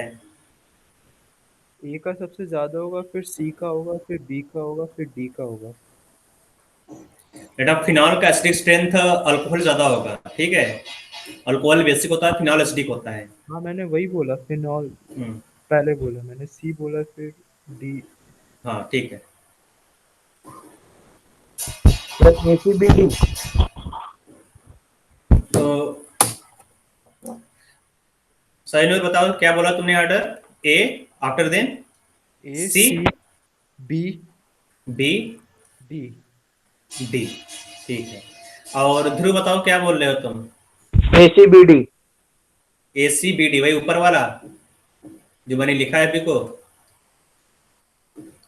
ओके देखो यहाँ पर ये इलेक्ट्रॉन विड्रॉइंग ग्रुप है, तो electron withdrawing group acidity increase करेगा, इसका मतलब केवल देखोगे यहाँ पर तो इन चारों कंपाउंड में केवल एक में ही इलेक्ट्रॉन विड्रॉइंग ग्रुप जुड़ा हुआ है NO2, बाकी कहीं पर इलेक्ट्रॉन विड्रॉइंग ग्रुप नहीं जुड़ा हुआ है। वैसे भी ये फिनॉल है, फिनॉल बेसिक होता है, और सॉरी ये अल्कोहल है, तो यहाँ पर डबल बॉन्ड नहीं बना अल्टरनेट, है ना, तो ये अल्कोहल है, अल्कोहल बेसिक होगा, ठीक है, थोड़ा सा बेसिक नेचर होता है, और फिनॉल एसिडिक होता है। तो ये तीनों क्या बेटा एसिडिक होगा। तो सबसे पहले तुम इसको अलग कर लो, ठीक है, तो डी चला जाएगा लास्ट में, तो डी को सबसे लास्ट में तूने लगा दिया है ना। अब इन तीनों कंपेयर करो, तो इन तीनों में मोस्ट एसिडिक कौन होगा, ये वाला, क्योंकि तुमने यहाँ पर क्या किया, तुमने यहाँ पर इलेक्ट्रॉन विड्रॉइंग ग्रुप जोड़ दिया है ना। तो क्या है, electron withdrawing group acidity increase कर देगा, और ये क्या बेटा, electron donating group acidity decrease कर देगा। जो इंक्रीज करते हैं उसको आगे लिख दो, जो डिक्रीज करते हैं उसको बाद में लिख दो, ठीक है। और ये फिनाल है। सेकंड वाले का आ रहा है CBAD। सेकंड वाला भी करो बाकी लोग। तो ये फर्स्ट का आंसर है, ठीक है, इसको नोट कर लो।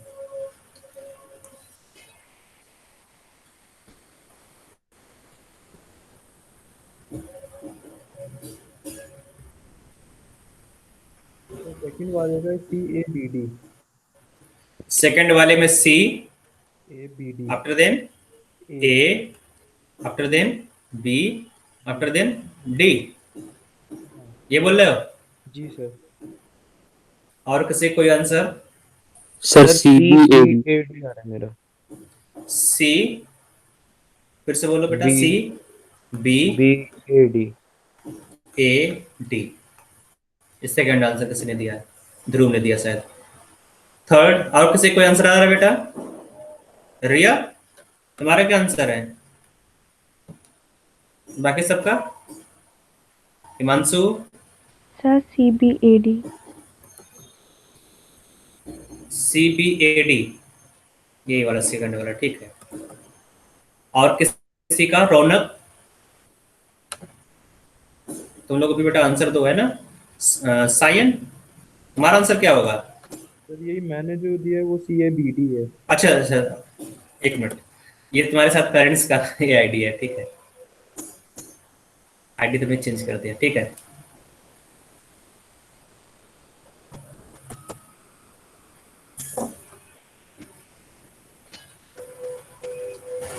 चलो देखते हैं बेटा यहाँ पर। तो CABD आंसर यहाँ पे क्या होना चाहिए बेटा? देखोगे जहां पर इलेक्ट्रॉन विड्रॉइंग ग्रुप जुड़ा हुआ है, तो ये है यहाँ पर इलेक्ट्रॉन, यहाँ पर चारों चारों इलेक्ट्रॉन विड्रॉइंग ग्रुप है। इसमें से जो NO2 है, NO2 stronger electron withdrawing group है, ठीक है। और जो क्लोरीन है ये वीक इलेक्ट्रॉन विड्रॉइंग ग्रुप है, ठीक है बेटा। तो NO2 से ज्यादा है ना, जो NO2 है, NO2 ज्यादा एसिडिटी इंक्रीज करेगा। मतलब जो D है, D का एसिडिटी सबसे कम होगा, तो दोनों में बताया यहाँ पर D का एसिडिटी सबसे कम होगा, D को तुमने अलग कर दिया, ठीक है। फिर उसके बाद तुमने देखा कि जो NO2 है, C वाले में NO2 दो दो जुड़ा हुआ है, यहाँ पर देखोगे, यहाँ पर C में है ना। तो ये आर्थो और यहाँ पर पैरा पर दोनों जगह पर CO2 जुड़ा, NO2 जुड़ा हुआ है, तो ज्यादा इलेक्ट्रॉन विड्रॉ करेगा, तो इसका एसिडिटी ज्यादा होगा, तो सी का ज्यादा हो गया। अब तुम्हें कंपेयर करना है ए और सी के बाद यहाँ पर ए और बी को कंपेयर करना है, ठीक है। तो NO2 अगर पैरा पर हो, याद रखो बेटा, अगर NO2 पैरा पर हो तो ये इंडक्टिव के साथ साथ रेजोनेंस से भी इलेक्ट्रॉन को विड्रॉ करता है, ठीक है। अगर NO2 आर्थो या पैरा पर हो तो वहां पर इंडक्टिव इफेक्ट और रेजोनेंस इफेक्ट दोनों ऑपरेट करता है, या तुम इसको मेसोमेरिक इफेक्ट बोल सकते हो। मेसोमेरिक इफेक्ट, रेजोनेंस और मेसोमेरिक इफेक्ट दोनों ऑपरेट करेगा, दोनों से ही इलेक्ट्रॉन को विड्रॉ करेगा। लेकिन अगर NO2 ग्रुप मेटा पर है तो वहां पर केवल इंडक्टिव इफेक्ट से इलेक्ट्रॉन को विड्रॉ करेगा। तो यहाँ पर क्या होगा बेटा, यहाँ पर केवल इंडक्टिव इफेक्ट ऑपरेट करेगा, जबकि यहाँ पर इंडक्टिव इफेक्ट के साथ साथ क्या होगा बेटा, रेजोनेंस इफेक्ट भी ऑपरेट करेगा। ये तुम लोगों ने क्लास 11 में पढ़ा था कि नहीं? जी सर। तो अब याद आ गया होगा, जिसने भी भूल किया होगा, है ना। तो आंसर यहाँ पर क्या होगा, फर्स्ट होगा, सेकंड आंसर नहीं होगा, ठीक है। तो आंसर यहाँ टिक कर लो, फर्स्ट वाला। समझ में आ गया? दोबारा बताऊं?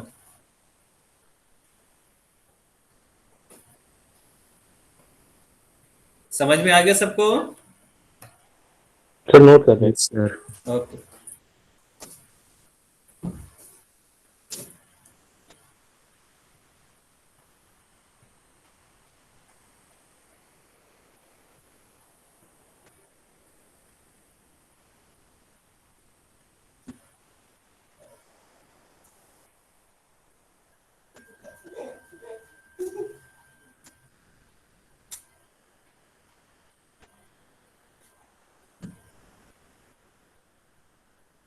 हो गया बेटा?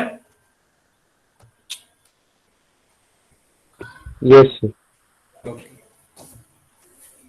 तो आगे केमिकल रिएक्शंस को देखना है, केमिकल प्रॉपर्टी ऑफ फिनॉल। ठीक है, तो chemical property number 1, reaction due to breaking of OH bond. OH bond मतलब एसिडिक नेचर। ठीक है, तुमने यहाँ जो फिनॉल है, फिनॉल में से जो OH बॉन्ड है, इस बॉन्ड को तुमने ब्रेक किया, तो ये एसिडिक नेचर होगा, एसिडिक नेचर ऑफ फिनॉल। ठीक है, तो अगर तुम बेस को यहाँ पे यूज करोगे, कोई भी बेस, तो बेस क्या करेगा, इस H को यहाँ से हटा देगा। जैसे तुमने यहाँ पर NaOH लिया, तो NaOH से ये क्या कर रहा है, जो H है ये यहाँ से अलग हो जाएगा। याद रखो, बस NaOH से ही ये रिएक्ट करेगा फिनॉल।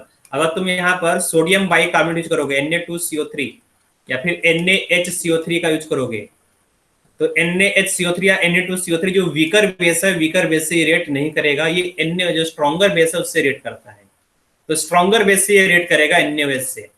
एसिडिक नेचर यहां हो गया। ठीक है बेटा, तो नंबर 1 रिएक्शन तुम्हारा होगा एसिडिक नेचर। नंबर 2 देखो यहाँ पर, नंबर 2 है जो पढ़ चुके हैं पहले, जो सिंपल रिएक्शन उसको मैं देख लेता हूँ। ठीक है, नंबर 1 हो गया एसिड बेस रिएक्शन, ये तो क्लियर है। नंबर 2, ये डाईएजोमीथेन है, CH2N2, CH2N2 डाईएजोमीथेन। ठीक है, याद आ रहा होगा डाईएजोमीथेन। तो डाईएजोमीथेन करता क्या है, डाईएजोमीथेन इंसर्शन रिएक्शन करेगा। ठीक है, इंसर्शन रिएक्शन, याद आ रहा है इंसर्शन रिएक्शन? तो इंसर्शन रिएक्शन तुमने अल्कोहल में देखा था, ROH। तो अगर यहाँ पर डाईएजोमीथेन यूज करते हो, CH2N2 HNO यूज करते हो, तो यहाँ पर क्या बनता था, यहाँ पर मिथाइल अल्कोहल, यहाँ पे ईथर बन जाता था बेटा, ROCH3। मतलब ये जो ऑक्सीजन और हाइड्रोजन बॉन्ड है, ऑक्सीजन हाइड्रोजन बॉन्ड के बीच में, ऑक्सीजन हाइड्रोजन बॉन्ड के बीच में CH2 ग्रुप इंसर्ट हो जाएगा। ठीक है, तो वही कुछ यहाँ पर भी हो रहा है। तो CH2 क्या हो रहा है, CH2 इंसर्ट हो जा रहा है इस ऑक्सीजन और हाइड्रोजन बॉन्ड के बीच में, तो ये इंसर्शन रिएक्शन है। ठीक है, अब इस कंपाउंड का नाम देखो बेटा, यहां लिखा हुआ एनिसॉल। तो ये जो ईथर तुमने बनाया, इस ईथर को एनिसॉल बोलते हैं। ठीक है, तो एक नाम और तुम्हें मिल गया, एनिसॉल।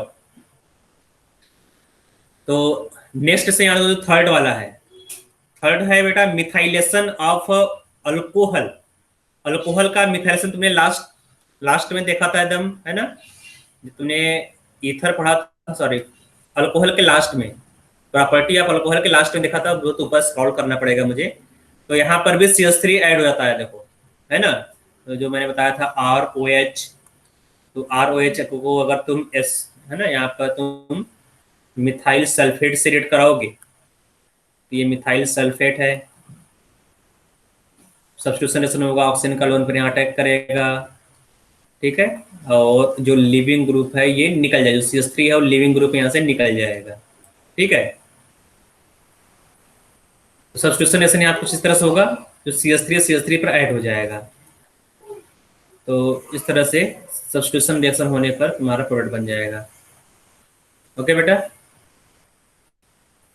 तो ये भी एनिसॉल है, नीचे देखोगे तो ये भी PHOCH3, तो ये भी एनिसॉल है, एनिसॉल। ठीक है, तो ये भी एनिसॉल है। तो 1 2 3 काफी क्लियर बेटा, हम लोगों ने ऊपर पढ़ लिया था फिनॉल में और ईथर में। नंबर 1 देखो, ये तुम्हारा टेस्ट ऑफ फिनॉल। ठीक है, तो आइडेंटिफाई कैसे करोगे कि तुम्हारा कंपाउंड जो सोल्यूशन दिया गया है, या फिर जो एक्वस सोल्यूशन दिया गया है ना, या कंपाउंड जो दिया गया है वो फिनॉल है, उसके लिए एक टेस्ट है।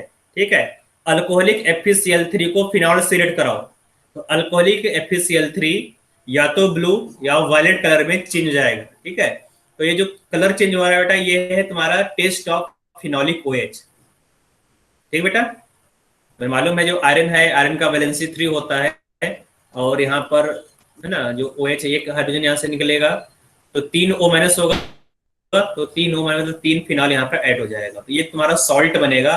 और इसका जो कलर है, कलर ब्लू, वायलेट, कुछ भी हो सकता है, डिपेंड करेगा यहाँ पे सब्स्टिट्यूशन क्या है। बेंजीन में कोई अगर ग्रुप जुड़ा हुआ है, ठीक है, उससे जो कलर है, कलर अलग आता है। जनरली जो कलर है वो डार्क कलर मिलता है, या तो ब्लू मिलेगा या तो वायलेट कलर तुम्हें देखने को मिलेगा।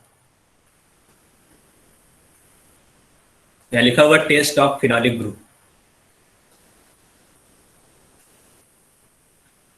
तो इसको नोट कर लो।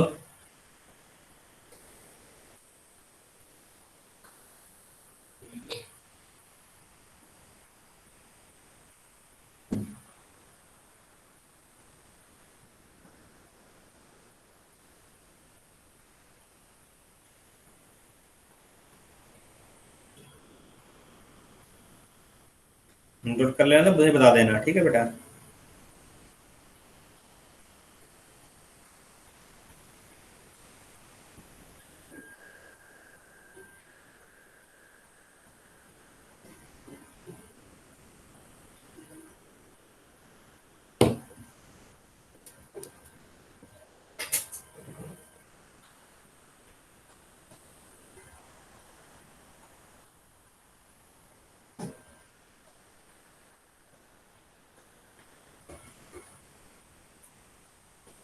हो जाए बेटा तो बोल देना मुझे, है ना।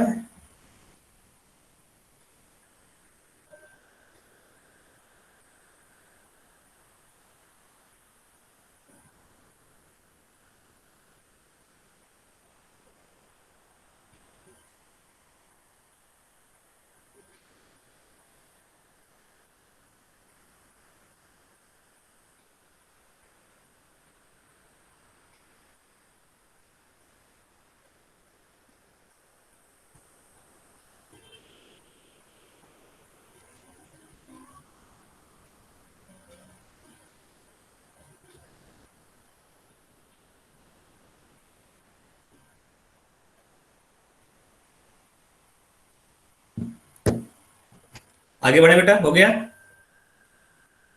जी सर। ओके, आगे है एसाइलेशन, ठीक है। Acylation of phenol. Acylation of phenol, ये देखोगे यहाँ पर एक एस्टर बनेगा, ठीक है। एसाइल ग्रुप को तुमने यहाँ पर ऐड कर दिया, यहाँ देखोगे RCOCl, ये एसाइल ग्रुप है। तो ये जो रिएक्शन बेटा कुछ SN2 टाइप का ही रिएक्शन है, SN2 बोल रहा हूँ, सब्स्टिट्यूशन रिएक्शन ये है ना। लेकिन ये सब्स्टिट्यूशन रिएक्शन 2 स्टेप में होगा, इसलिए इसको हम लोग बोलते हैं एडिशन एलिमिनेशन रिएक्शन। पहले ऐड होगा यहाँ पर और उसके बाद एक ग्रुप यहाँ से एलिमिनेट होगा। तो पहले जो फर्स्ट स्टेप इस रिएक्शन में 2 होगा, यहाँ पर 2 टाइप का रिएक्शन, यहाँ पर एडिशन फर्स्ट स्टेप में यहाँ पर एक कंपाउंड ऐड होगा। उसके बाद जो लिविंग ग्रुप है, लिविंग ग्रुप सेकेंड स्टेप में एलिमिनेट होगा, ठीक है। तो देखते हैं किस तरह से रिएक्शन हो रहा है, एक अलग सेपरेट सीट पर देख लेते हैं यहाँ पर साइड में। तो PHOH में लिखते रहो, ठीक है, PHOH RC double bond OCl। तो पहले क्या होगा, जो ऑक्सीजन का लोन पेयर यहाँ पर ऐड होगा, इस तरह से ऐड होता है। ऐड होने में बनाएगा PHOH प्लस, और यहाँ पर ऑक्सीजन ऐड हो गया है, और यहाँ पर है बेटा पहले से ही, और Cl यहाँ पर है, ठीक है, O-। फिर यहाँ से जो H प्लस है डी प्रोटोनेट होगा, जब H प्लस डी प्रोटोनेट हो जाएगा तो बनेगा PHOCrO-Cl। और नेक्स्ट स्टेप में जो लिविंग ग्रुप है, लिविंग ग्रुप यहाँ से निकल जाएगा। तो लिविंग ग्रुप के निकलते ही बन जाएगा PHOC डबल बॉन्ड OR। तो ये तुम्हारा एस्टर है, इसको बोलते हैं फिनाइल एस्टर, ठीक है। इसके अलावा जो Cl है, Cl यहाँ तुम यहाँ पर दूसरा एसिटाइल ग्रुप लगा सकते हो, ठीक है, ये एसी ग्रुप है, एसिटाइल ग्रुप है।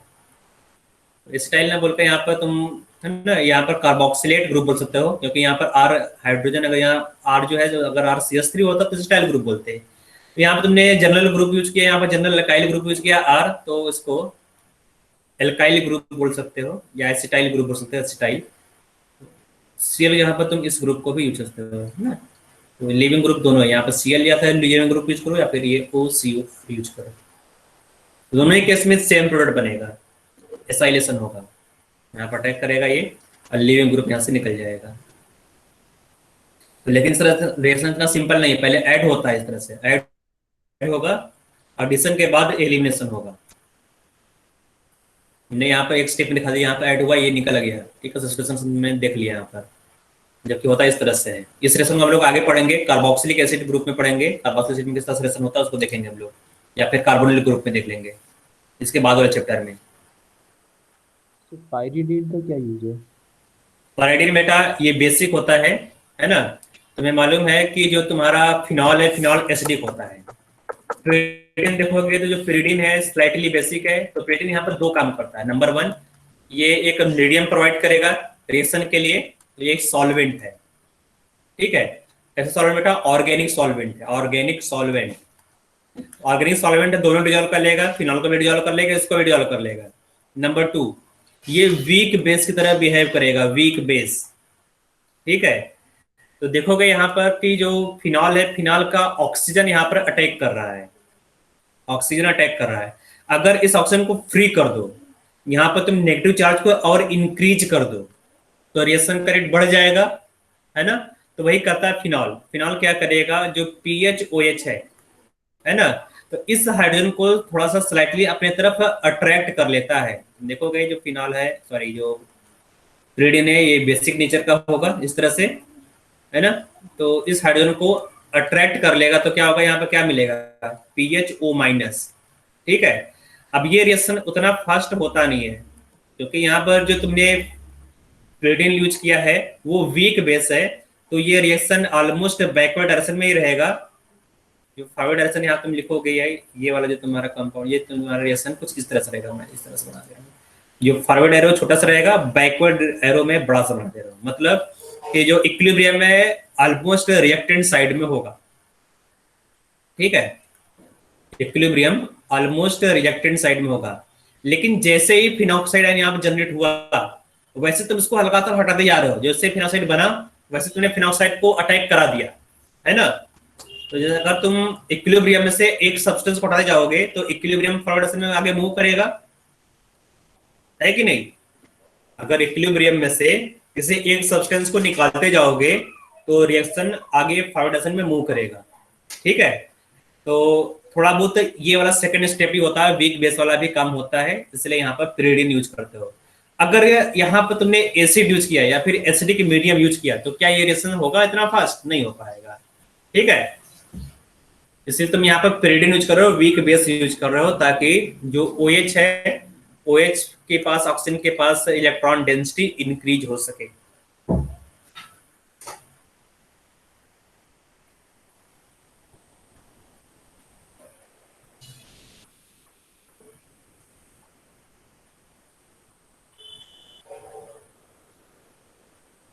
आगे बढ़े बेटा तो बोल देना अगर हो जाए तो। यहाँ पर ही जो मैंने दो बातें लिखा है, ये pyridine के लिए है, फॉर pyridine।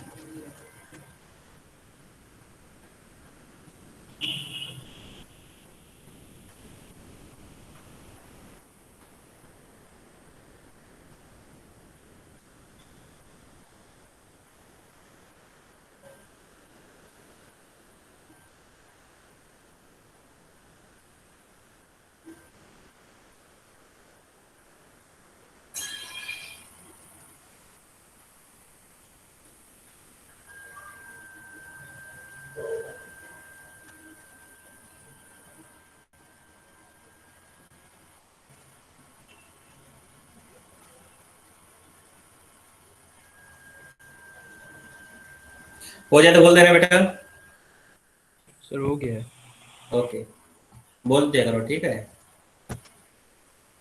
फ्राइज रीअरेंजमेंट, तो तुमने ऊपर देखा था, हम लोगों ने अब तक कितने रीअरेंजमेंट रिएक्शन देख लिया।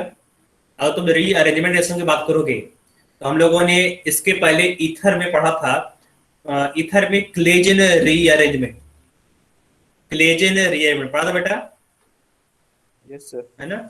उसके पहले हम लोगों ने Yes, sir. अल्कोहल में एक रीअरेंजमेंट रिएक्शन पढ़ा था। अल्कोहल में कौन सा रीअरेंजमेंट रिएक्शन था, याद आ रहा तुम लोगों को? अल्कोहल में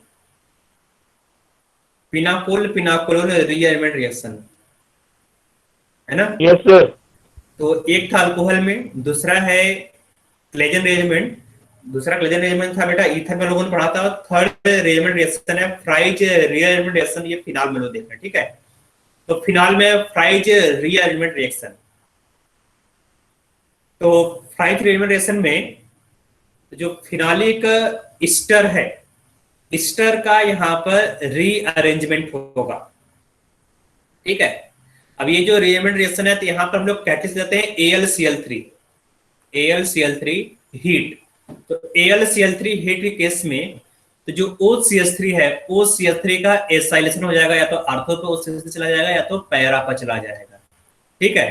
तो जो OCH3 है आप देखो 160 डिग्री पर हायर टेम्परेचर पर OCH3 आर्थो पोजीशन पर आ गया है।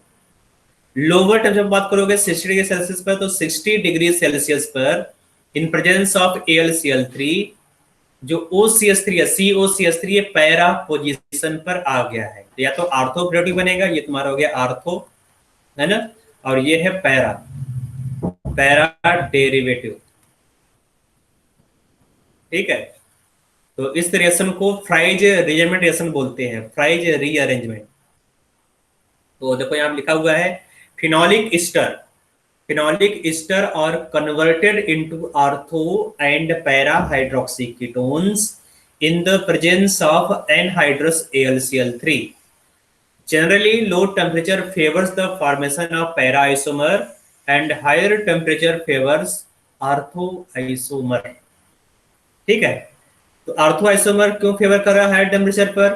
तुम देखोगे यहाँ पर जो ऑर्थो डेरिवेटिव है, ऑर्थो डेरिवेटिव में इंट्रामॉलिक्यूलर हाइड्रोजन बॉन्ड भी है ना, क्लोजली देखोगे तो यहाँ पर दिख रहा है, ठीक है।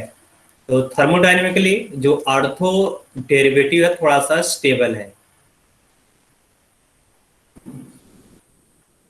और जो पैरा डेरिवेटिव है पहले पैरा डेरिवेटिव बनेगा लोअर टेम्परेचर पर, अगर तुमने इसको हीट कर दिया तो ऑर्थो डेरिवेटिव बनेगा।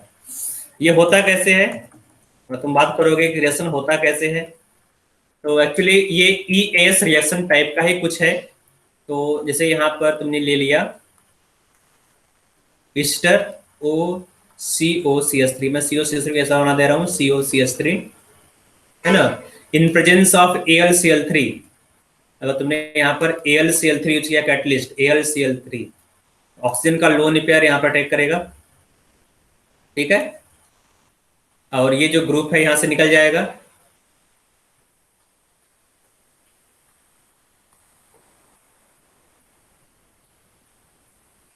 और यहां पर बनेगा फ्री एसाइल ग्रुप COCH3, ठीक है। तो इलेक्ट्रोफाइल ये है, इलेक्ट्रोफाइल, तो ये है तुम्हारा बेंजीन। तो इलेक्ट्रोफिलिक एरोमेटिक सब्स्टिट्यूशन कराओगे, EAS रिएक्शन कराओगे, यहाँ पर EAS रिएक्शन, ठीक है। जब तुम EAS रिएक्शन कराओगे तो तुम्हें मालूम है जो ऑक्सीजन है, यहाँ पर जो ऑक्सीजन है बेटा, ऑक्सीजन के पास लोन पेयर है, जो तुम्हारा प्रोडक्ट बनेगा या तो आर्थो डेरिवेटिव बनेगा या तो पैरा डेरिवेटिव बनेगा, आर्थो पैरा डेरिवेटिव प्रोडक्ट तुम्हारा मिलेगा यहाँ पर, ठीक है। तो EAS रिएक्शन कराने पर आर्थो पैरा दोनों प्रोडक्ट बनेगा,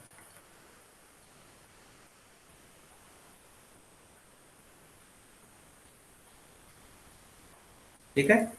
EAS रिएक्शन में आप पूरा लिख दे रहा हूँ, प्रोडक्ट लिख दे रहा हूँ क्योंकि तुम्हें EAS रिएक्शन करने आता है कि EAS रिएक्शन कैसे होगा। तो यहाँ पर मैं डायरेक्ट प्रोडक्ट लिख दे रहा हूँ, प्रोडक्ट क्या होगा मैं बना दे रहा हूँ, या तो आर्थो बनाओगे, ठीक है, आर्थो वाला बनाओगे COCH3, या फिर पैरा वाला बनाओगे,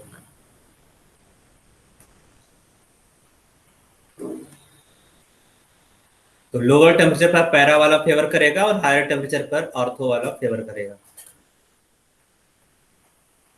ठीक है। EAS रिएक्शन करा दोगे ना बेटा, इसका आता है ना EAS रिएक्शन कराना, इलेक्ट्रोफिलिक एरोमेटिक सब्स्टिट्यूशन आता है ना बेटा, बोलो यस। Yes sir. टेम्परेचर का कैसे रिलेशन है? तुम देखोगे बेटा कि देखो दो होता है, एक होता है kinetically driven reaction, kinetic driven reaction मतलब कि रिएक्शन फास्ट कब होगा, ठीक है। तुम इसको रेट्स कंपेयर कर रहे हो, तो रेट फास्ट कब होगा, तुम देखोगे कि जो AlCl3 बल्कि ग्रुप है, ठीक है, जो एसाइल ग्रुप है ये भी बल्की ग्रुप है। अगर तुम्हें तुरंत तुरंत रिएक्शन कराना हो, फास्ट रिएक्शन कराना होता तो तुम्हारा इलेक्ट्रोफाइल कहाँ पर अटैच होगा, आर्थो पर अटैच होगा या फिर पैरा पर अटैच होगा, ये बताओ पैरा पे। कौन सा मेजर बनेगा, पैरा वाला। ठीक है, तो जैसे तुमने यहाँ टेम्परेचर कम रखा है, रिएक्शन को फास्ट कराना है, तो लोअर टेम्परेचर पर क्या मिलेगा तुम्हें, पैरा डेरिवेटिव मिलेगा। पैरा डेरिवेटिव मतलब लोअर टेम्परेचर। जब एक बार तुम्हारा लोअर टेम्परेचर बन गया, लोअर टेम्परेचर पे जब तुम्हारा पैरा डेरिवेटिव बन गया है ना, तो पैरा डेरिवेटिव देखोगे यहाँ पर हाइड्रोजन बॉन्डिंग नहीं हो रहा है। आर्थो वाले में हाइड्रोजन बॉन्डिंग से स्टेबिलिटी मिल रहा है और यहाँ पर 6 मेंबर्ड रिंग भी बन रहा है हाइड्रोजन बॉन्डिंग से। इसका मतलब जो आर्थो डेरिवेटिव है वो स्टेबल है।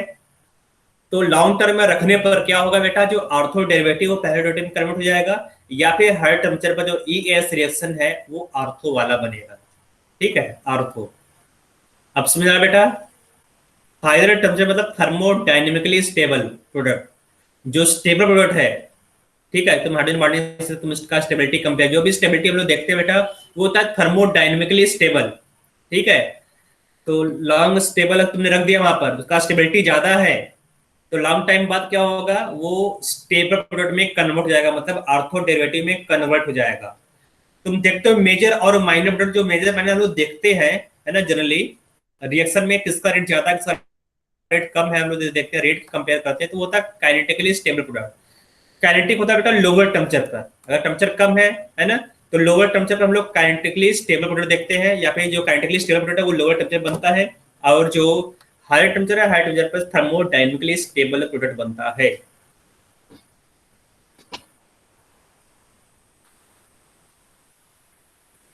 यहाँ लिख सकते हो जो 160 है, तो थर्मोडायनेमिकली स्टेबल प्रोडक्ट।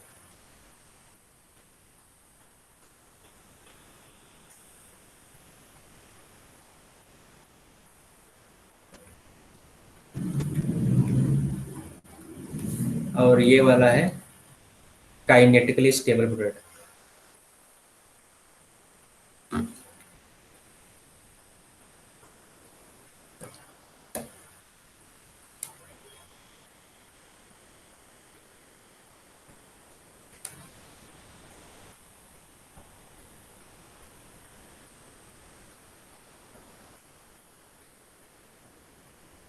हो गया, आगे बढ़े बेटा। हो गया। सर अभी कर रहे हैं। ओके, नोट कर लो बेटा आराम से, बता देना लेकिन, ठीक है।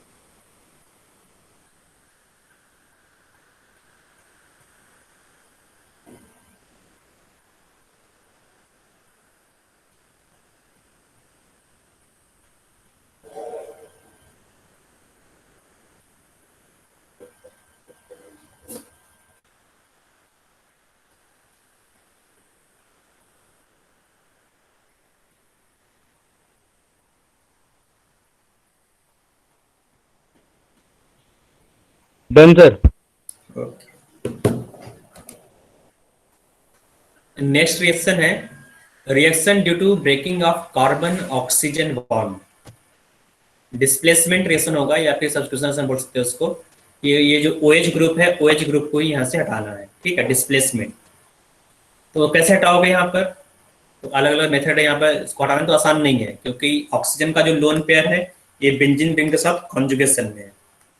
ठीक है, तो ये पार्शियल डबल बॉन्ड है, सिंगल बॉन्ड नहीं है। तो कुछ पॉइंट ऊपर लिखा है, उसको पढ़ लेते हैं पहले। Phenols are less reactive than aliphatic compounds because OH group in is present on sp2 hybridized carbon. This makes CO bond stronger. Oxygen is more electronegative than halogens. This also makes CO bond stronger than CX bond. There is some double bond character between carbon oxygen due to resonance. This also makes CO bond stronger. Fourth point लिखा हुआ है, however it gives S N reaction, मतलब substitution reaction, nucleophilic substitution reaction under drastic condition.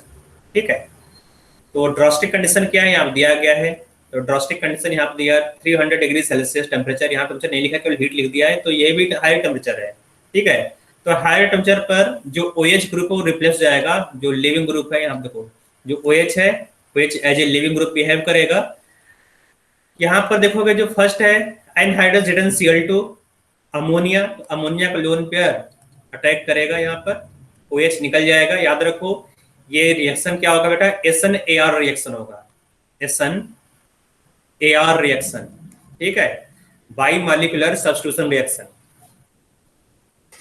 Under drastic condition. उसी तरह से PCl5 है, तो जो OH है, OH यहाँ पर क्या हो जाएगा, OH यहाँ पर Cl आ जाएगा, OH यहाँ पर Cl आ जाएगा। ठीक है, थर्ड यहाँ देखो P2Cl5, यहाँ देखो PCl5 था, अब यहाँ पर P2S5 है, तो जहां पर Cl जुड़ा था वहां पर SH ऐड हो जाएगा। ठीक है, SH, OH हटकर वहां पर SH आ जाएगा। इसको नोट कर लो, ड्रास्टिक कंडीशन में होगा, ये भी याद रखना। क्यों ड्रास्टिक कंडीशन में होगा, ऊपर लिखा गया है, तो मैं थोड़ा सा नीचे स्क्रॉल कर देता हूँ। कंप्लीट आ गया यहाँ पर।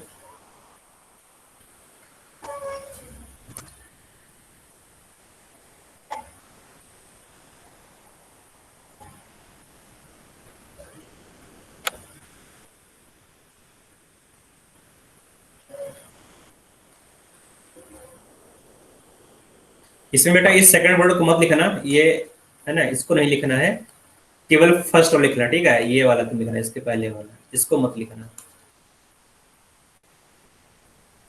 ये कट नहीं हो रहा था मुझसे, है ना, ट्राई किया था लेकिन पूरा पूरा कट जा रहा था, टाइम लग रहा था, मैंने इसको लिख लिया। जिसको तुमने मत, तुम्हें नहीं नोट करना इसको। एक्चुअली ये ऊपर आ गया है, ऊपर का कुछ क्वेश्चन उससे यहाँ काफी हो गया है।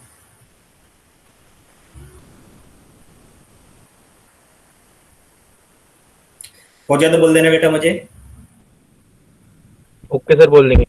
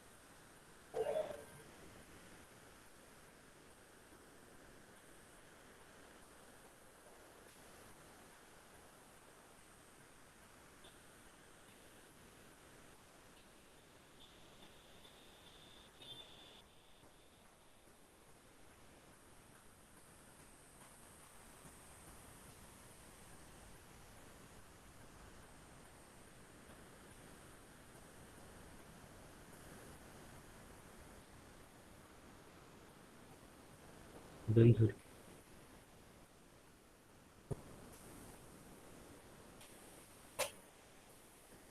रिएक्शन है electrophilic aromatic substitution reaction in phenol. इसमें लिखा हुआ है कि जो फिनॉल है, phenol is strong activating group, ठीक है, क्योंकि ऑक्सीजन के पास लोन पेयर है। और अगर रिंग से डायरेक्टली कोई ऐसा ग्रुप अटैच हो जिसके पास लोन पेयर ऑफ इलेक्ट्रॉन हो, ठीक है, बेंजीन रिंग से ऐसा कोई ग्रुप जुड़ा हो जिसके पास लोन पेयर ऑफ इलेक्ट्रॉन या फिर इलेक्ट्रॉन डोनेटिंग ग्रुप हो, तो वो रिंग को एक्टिवेट कर देगा। तो जो OH ग्रुप है ये रिंग एक्टिवेटिंग ग्रुप है, रिंग को एक्टिवेट कर देता है। तो यहाँ पर बहुत सारे रिएक्शन लिखा गया है। यहाँ पर तुम देखो कुछ इंपॉर्टेंट रिएक्शन भी है जो हटकर है, उसको हम लोग क्लियरली देखेंगे।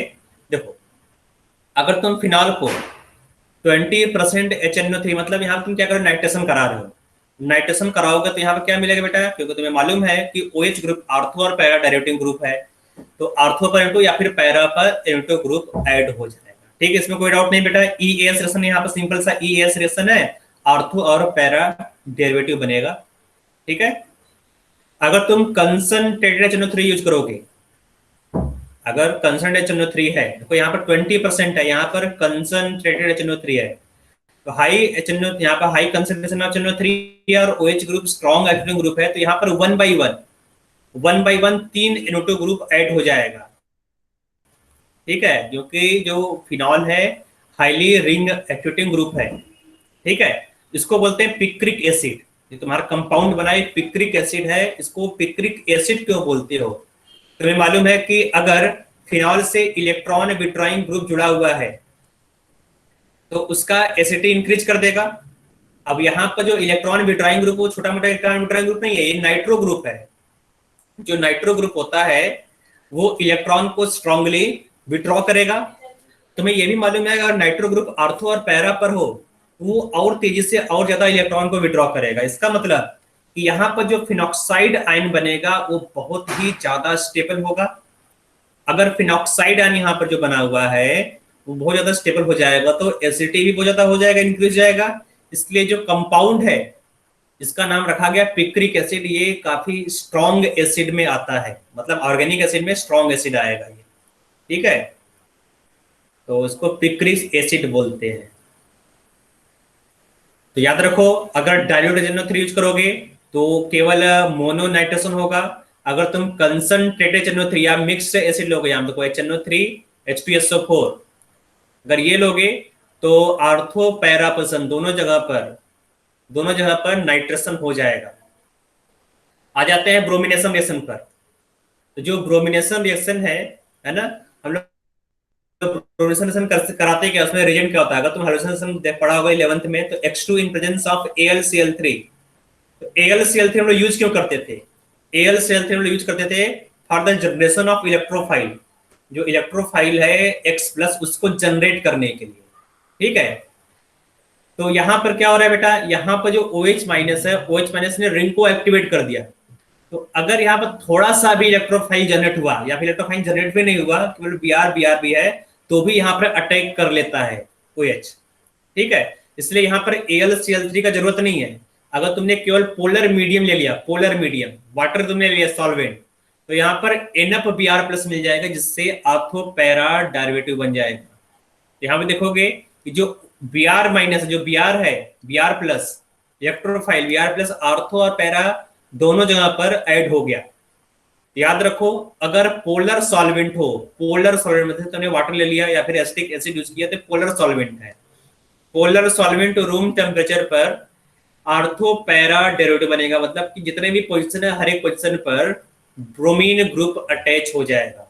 लेकिन अगर तुमने नॉन पोलर सॉल्वेंट यूज किया, जैसे कार्बन डाइसल्फाइड, तो कार्बन डाइसल्फाइड क्या है? नॉन पोलर सॉल्वेंट है, पोलरिटी कम है।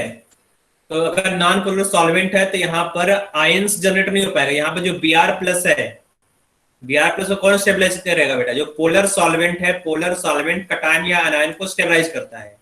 लेकिन तुमने यहाँ पे जो सॉल्वेंट है, सॉल्वेंट तुमने चेंज कर दिया। सॉल्वेंट यहाँ पर है क्या? तुम्हारा नॉन पोलर सॉल्वेंट है, कार्बन डाइसल्फाइड है, तो Br+ उतना ज्यादा स्टेबल नहीं होगा। तो इसका मतलब यहाँ पर लेस अमाउंट में, ठीक है, less concentration of bromine plus generate होगा। जो ब्रोमीन प्लस है इलेक्ट्रोफाइल Br प्लस, उसका कंसंट्रेशन कम होगा।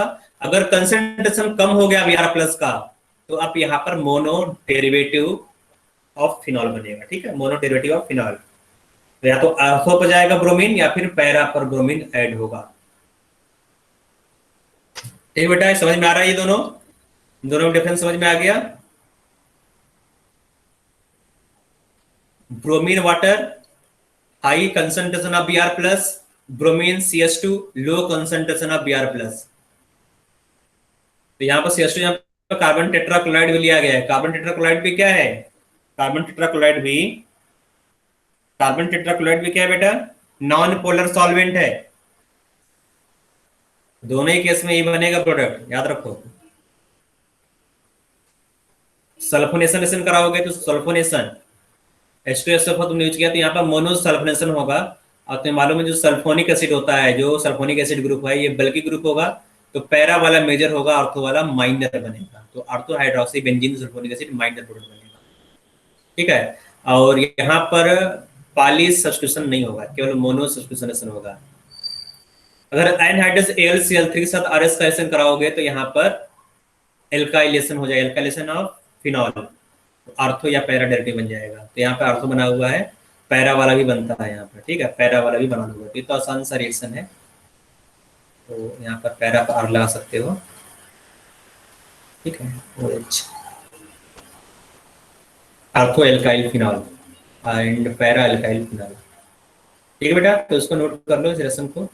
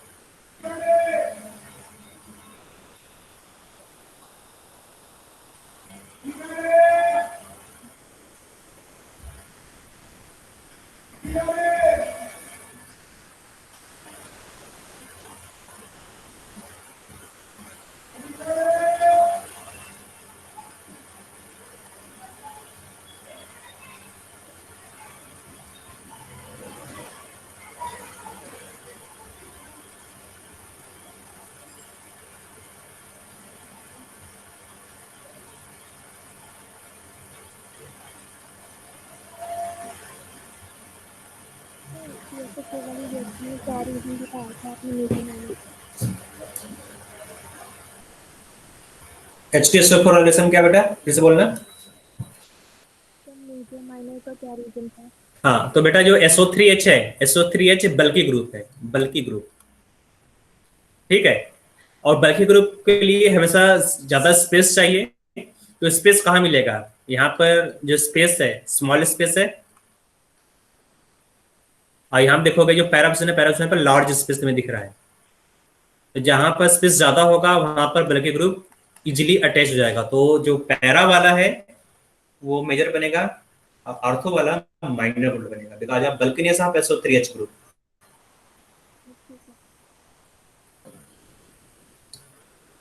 यहाँ पर स्टेरिक प्लेस होगा OS है ना, इसलिए यहाँ पर स्मॉल स्पेस है।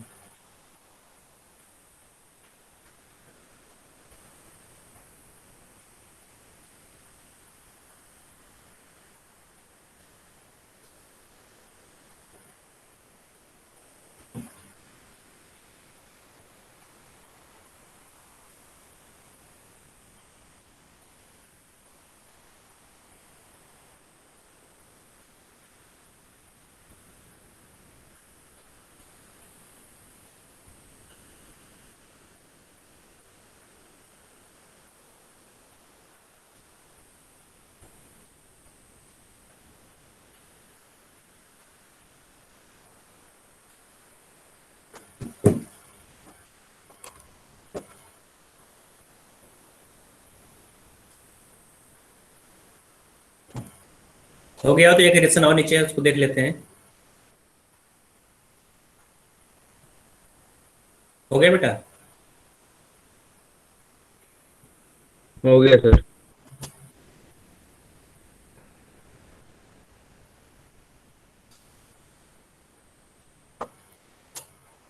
तो फिनॉल को अगर HNO2 के साथ रिएक्ट कराओगे तो यहाँ पर नाइट्रोसेशन हो जाता है, ठीक है। तो यहाँ पर नाइट्रोसो बन जाएगा, नाइट्रोसो डेरिवेटिव, क्योंकि जो HNO2 है ना, HNO3 से तुम्हें इलेक्ट्रोफाइल क्या मिलेगा, NO2 प्लस मिलता है, NO2 प्लस। और अगर HNO2 है तो HNO2 से NO plus as a electrophile मिलेगा। तो NO प्लस है ना, तो NO प्लस या तो आर्थो पर जाएगा तो पैरा पर जाएगा, तो NO प्लस यहाँ पर पैरा दिखाएगा, पैरा पर, पैरा डेरिवेटिव, ठीक है। और फिर यहाँ पे इसको टॉटोमराइज कर दिया गया, तो यहाँ पर क्या बेटा, टॉटोमर। तो टॉटोमर करने पर क्या मिलेगा, ये वाला। तो दोनों टॉटोमर है, पहले ये बनेगा, इसको तो तुमने टॉटोमराइज कर दिया, ठीक है। तो ये तो सिंपल है बेटा, NO प्लस पैरा पर लग गया, जहां पर स्पेस ज्यादा वो मेजर बनेगा। अगर आर्थो पे NO लगाओगे, आर्थो पे स्पेस कम है तो माइनर बनेगा। तो आर्थो वाला यहाँ नहीं दिखाया गया, मेजर दिखाया गया है, तो आर्थो वाला भी बनता है, प्लस आर्थो डेरिवेटिव यहाँ ले सकते हो, प्लस आर्थो डेरिवेटिव, ठीक है। तो आर्थो वाला भी बनेगा, ऐसा नहीं कि आर्थो वाला अगर नहीं दिखाया तो नहीं बनेगा, आर्थो वाला भी बनेगा। तो यहाँ पे दिखाया नहीं गया है। तो फर्स्ट लेसन क्लियर है, ओके। सेकंड लेसन देखो, सेकंड में यहाँ पर डायोजोनियम सॉल्ट लिखा गया है। डायोजोनियम सॉल्ट मतलब ये हुआ तुम्हारा, तुम देखोगे तो जो जो डायोजोनियम आयन है, ये है तुम्हारा डायोजोनियम आयन। तो ये होगा तुम्हारा इलेक्ट्रोफाइल, इलेक्ट्रोफाइल क्लियर है। कि कोई भी कंपाउंड इसके ऊपर पॉजिटिव चार्ज है वो एज ए इलेक्ट्रोफाइल वर्क कर सकता है। तो N2 प्लस है ना, पीएच N2 प्लस इलेक्ट्रोफाइल है, और ये बल्कि इलेक्ट्रोफाइल है, बल्कि है बेटा, है ना, बल्कि। तो बल्कि ग्रुप कहां पर अटैच होगा, आर्थो पर या पैरा पर, पैरा, पैरा पर। तो जो फिनाल है, फिनाल के पैरा पर N2 प्लस, यहाँ पे देखो N2 प्लस ऐड हो जाएगा, यहाँ पर जो N2 है ना, N2 पीएच इलेक्ट्रोफाइल यहाँ पे ऐड हो जाएगा।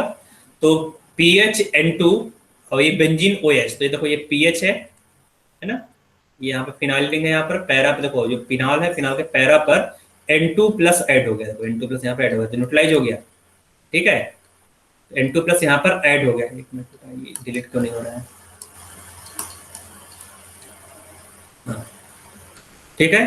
ये समझ में आ रहा है बेटा, ये EAS रिएक्शन ही है, कुछ अलग रिएक्शन नहीं बेटा, इलेक्ट्रोफिलिक एरोमेटिक सब्स्टिट्यूशन रिएक्शन। इसको कपलिंग ऑफ हाइड्रोक्सिन बोलते हैं। आप क्या लिखा है बेटा, OH, हाँ। तो यहाँ पे बेसिक मीडियम, माइल्ड, यहाँ पे जो रिएक्शन है वो माइल्ड बेसिक मीडियम है, लिख देना यहाँ पे mild basic, mild basic medium. तो दो बेंजीन रिंग का कपलिंग हो गया यहाँ पर बाई N2, ठीक है। यहाँ पर बीच में N2 है, इसको डाई एजो ग्रुप बोलते हैं, एजो, ठीक है, diazo, diazo group, diazo, ठीक है। समझ आ रहा है बेटा ये वाला रिएक्शन, ये रिएक्शन समझ में आया बेटा सबको, डाई एजो वाला जो मैंने लिखा अभी को, यस।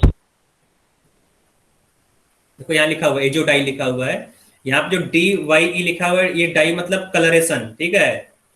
तो यहाँ पर जो डाई का मतलब है, ये डाई अलग है, डाई मतलब 2 N जुड़ा हुआ है, तो डाई एजो ग्रुप हो गया। यहाँ पे जो एजो डाई लिखा हुआ है, एजो डाई अलग है, ठीक है। ये जो कंपाउंड, ये कलर्ड कंपाउंड होता है, तो मालूम जो फैब्रिक है, फैब्रिक का जो कलर करते हैं उसको डाई बोलते हैं, ठीक है। तो इसलिए वहां पर यहाँ पर DYE लिखा हुआ डाई, क्योंकि ये फैब्रिक को कलर करने के लिए यूज किया था, ये कलर है, फैब्रिक कलर। आगे देखो, नेक्स्ट रिएक्शन दिया गया है रिमर टीमैन रिएक्शन। तो रिमर टीमैन रिएक्शन को देखेंगे आगे हम लोग, ठीक है। तो आगे देखेंगे रिमर टीमैन रिएक्शन, आगे लिखा गया है, यहाँ पर देखोगे मिस्केलेनियस रिएक्शन में, मिस्केलेनियस रिएक्शन में आगे है रिमर टीमैन रिएक्शन, तो ठीक है। रिमर टीमैन रिएक्शन और कोल्बे रिएक्शन देखेंगे, ठीक है। जो कोल्बे है इसको आगे देखेंगे, नेक्स्ट लिख दे रहा हूं मैं, यहाँ पर भी देखेंगे, नेक्स्ट लिख दे रहा हूं मैं, इसको आगे देखेंगे। आगे है CH2O, CH2O, तो ये है क्या बेटा, CH2O है क्या, ये इसका नाम क्या है, ये फॉर्मल्डिहाइड है, फॉर्मल्डिहाइड, ठीक है। ये HCOH है, ये फॉर्मल्डिहाइड है। तो फॉर्मल्डिहाइड ये तुम्हारा फिनॉल है, तो फॉर्मल्डिहाइड फिनॉल ये दोनों ऐड हो जाएगा, और ऐड होने के बाद एक कंपाउंड बनाएगा, इस कंपाउंड को और जब तुम हीट करते हो, स्ट्रॉन्ग हीट करते हो, तो ये बैकेलाइट बना लेता है। हीट करने पर ये क्या बनाएगा? बैकेलाइट, रेजिन भी इसको बोलते हैं, बैकेलाइट रेजिन, पॉलीमर बन जाएगा ये किसमिस वाला रेजिन नहीं है, पॉलीमर।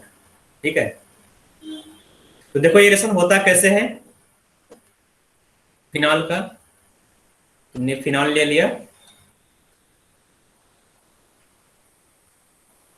OH ग्रुप है यहाँ पर, और ये फॉर्मल्डिहाइड है। ठीक है, फॉर्मल्डिहाइड में जो कार्बन है, कार्बन ऑक्सीजन से डायरेक्टली बॉन्डेड है, ऑक्सीजन इलेक्ट्रॉन को विड्रॉ करेगा, तो कार्बन के ऊपर डेल्टा प्लस हो जाएगा, तो ये एज ए इलेक्ट्रोफाइल वर्क करेगा। ठीक है, तो इलेक्ट्रोफाइल हो गया, जो कार्बन है, carbon as a electrophile work करेगा। ऑक्सीजन का लोन पर देखो, जो रिंग है, रिंग एक्टिवेटर रिंग है बेटा, ES रिएक्शन यहाँ कराओगे। ठीक है, और ये रिंग जो है एक्टिवेटेड रिंग है because of lone pair of oxygen, तो ये अटैक कर देगा आर्थो पर। जब अटैक होगा यहाँ पर, है ना, तो क्या कराओगे, क्या बनाओगे यहाँ पर, यहाँ जब तुम अटैक कराओगे, एक मिनट बेटा, थोड़ा सा मैं बड़ा सा बना दे रहा हूँ इसको ताकि तुम्हें दिखाई दे। ये बेंजीन रिंग है, डबल बॉन्ड आया था, OH हुआ, और ये बॉन्ड बना रहा है कार्बन के साथ, O माइनस H। ठीक है, फिर से क्या होगा बेटा, ये रिंग एरोमेटाइज होगा, यहाँ पर हाइड्रोजन। ठीक है, तो फिर से ये रिंग एरोमेटाइज होगा, ये बॉन्ड ब्रेक होगा। जब इसको एरोमेटाइज करोगे, ठीक है, तो ये जो हाइड्रोजन है, इसको ये वाला ऑक्सीजन विड्रॉ कर लेगा।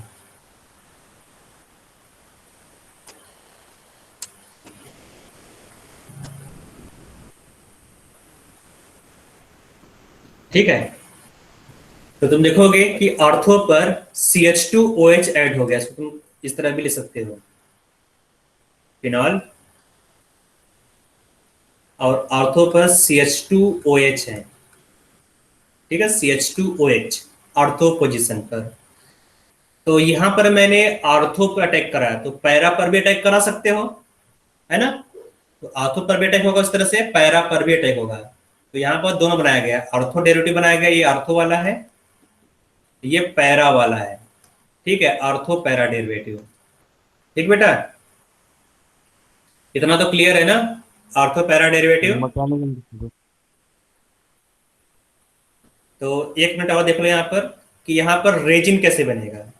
रेजिन होता है बेटा पॉलीमराइजेशन रिएक्शन से, जब तुम इसको पॉलीमराइज करोगे, ठीक है, जब तुम इसको पॉलीमराइज करोगे, तो ये है तुम्हारा OH, इस कंपाउंड जो दूसरा कंपाउंड उससे भी ये पॉलीमराइज होगा, यहाँ पर भी OH होगा ऑर्थो पर, CH2OH, है ना, OH। इसको कंडेंस करा दो, जब हीट करोगे तो ये कंडेंस हो जाएगा, वाटर यहाँ से अलग हो जाएगा। ठीक है, यहाँ से वाटर अलग कर दो, कंडेंसेशन करा दो, तो वाटर अलग होने पर यहाँ पर बन जाएगा बैकेलाइट। तो अभी मैंने केवल 2 को ऐड किया है, इस तरह से पूरा का पूरा 3 डायमेंशनल स्पेस में ये मॉलिक्यूल ऐड होता चला जाएगा।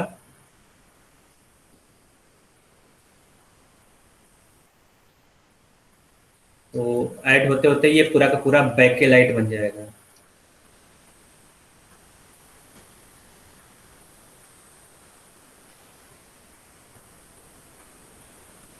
ठीक है, ये बना।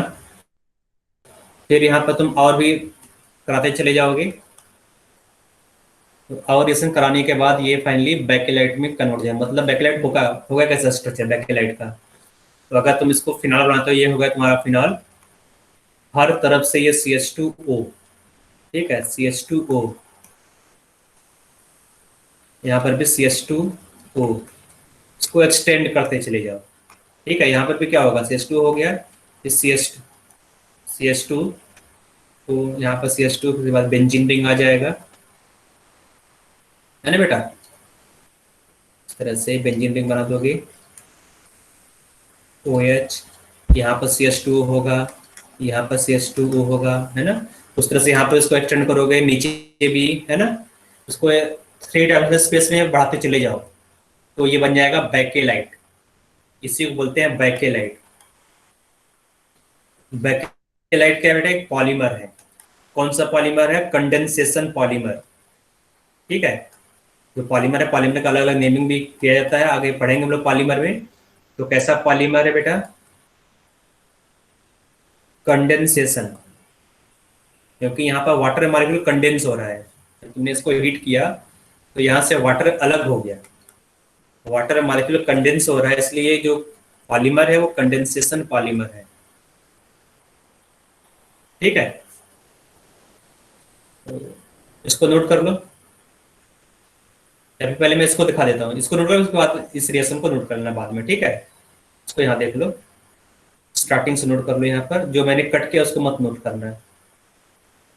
ठीक है, कर यहाँ लिया से सर। नोट, तो ऊपर वाला हो गया था। सारे हो गए सर। ठीक है, इसको नीचे कर लो और इसके बाद साइड में। फिर नेक्स्ट क्लास में मिलते हैं बेटा, अगर ये हो जाए तो नेक्स्ट क्लास में मिलेंगे। तो इसका स्क्रीनशॉट ले लो। Okay sir.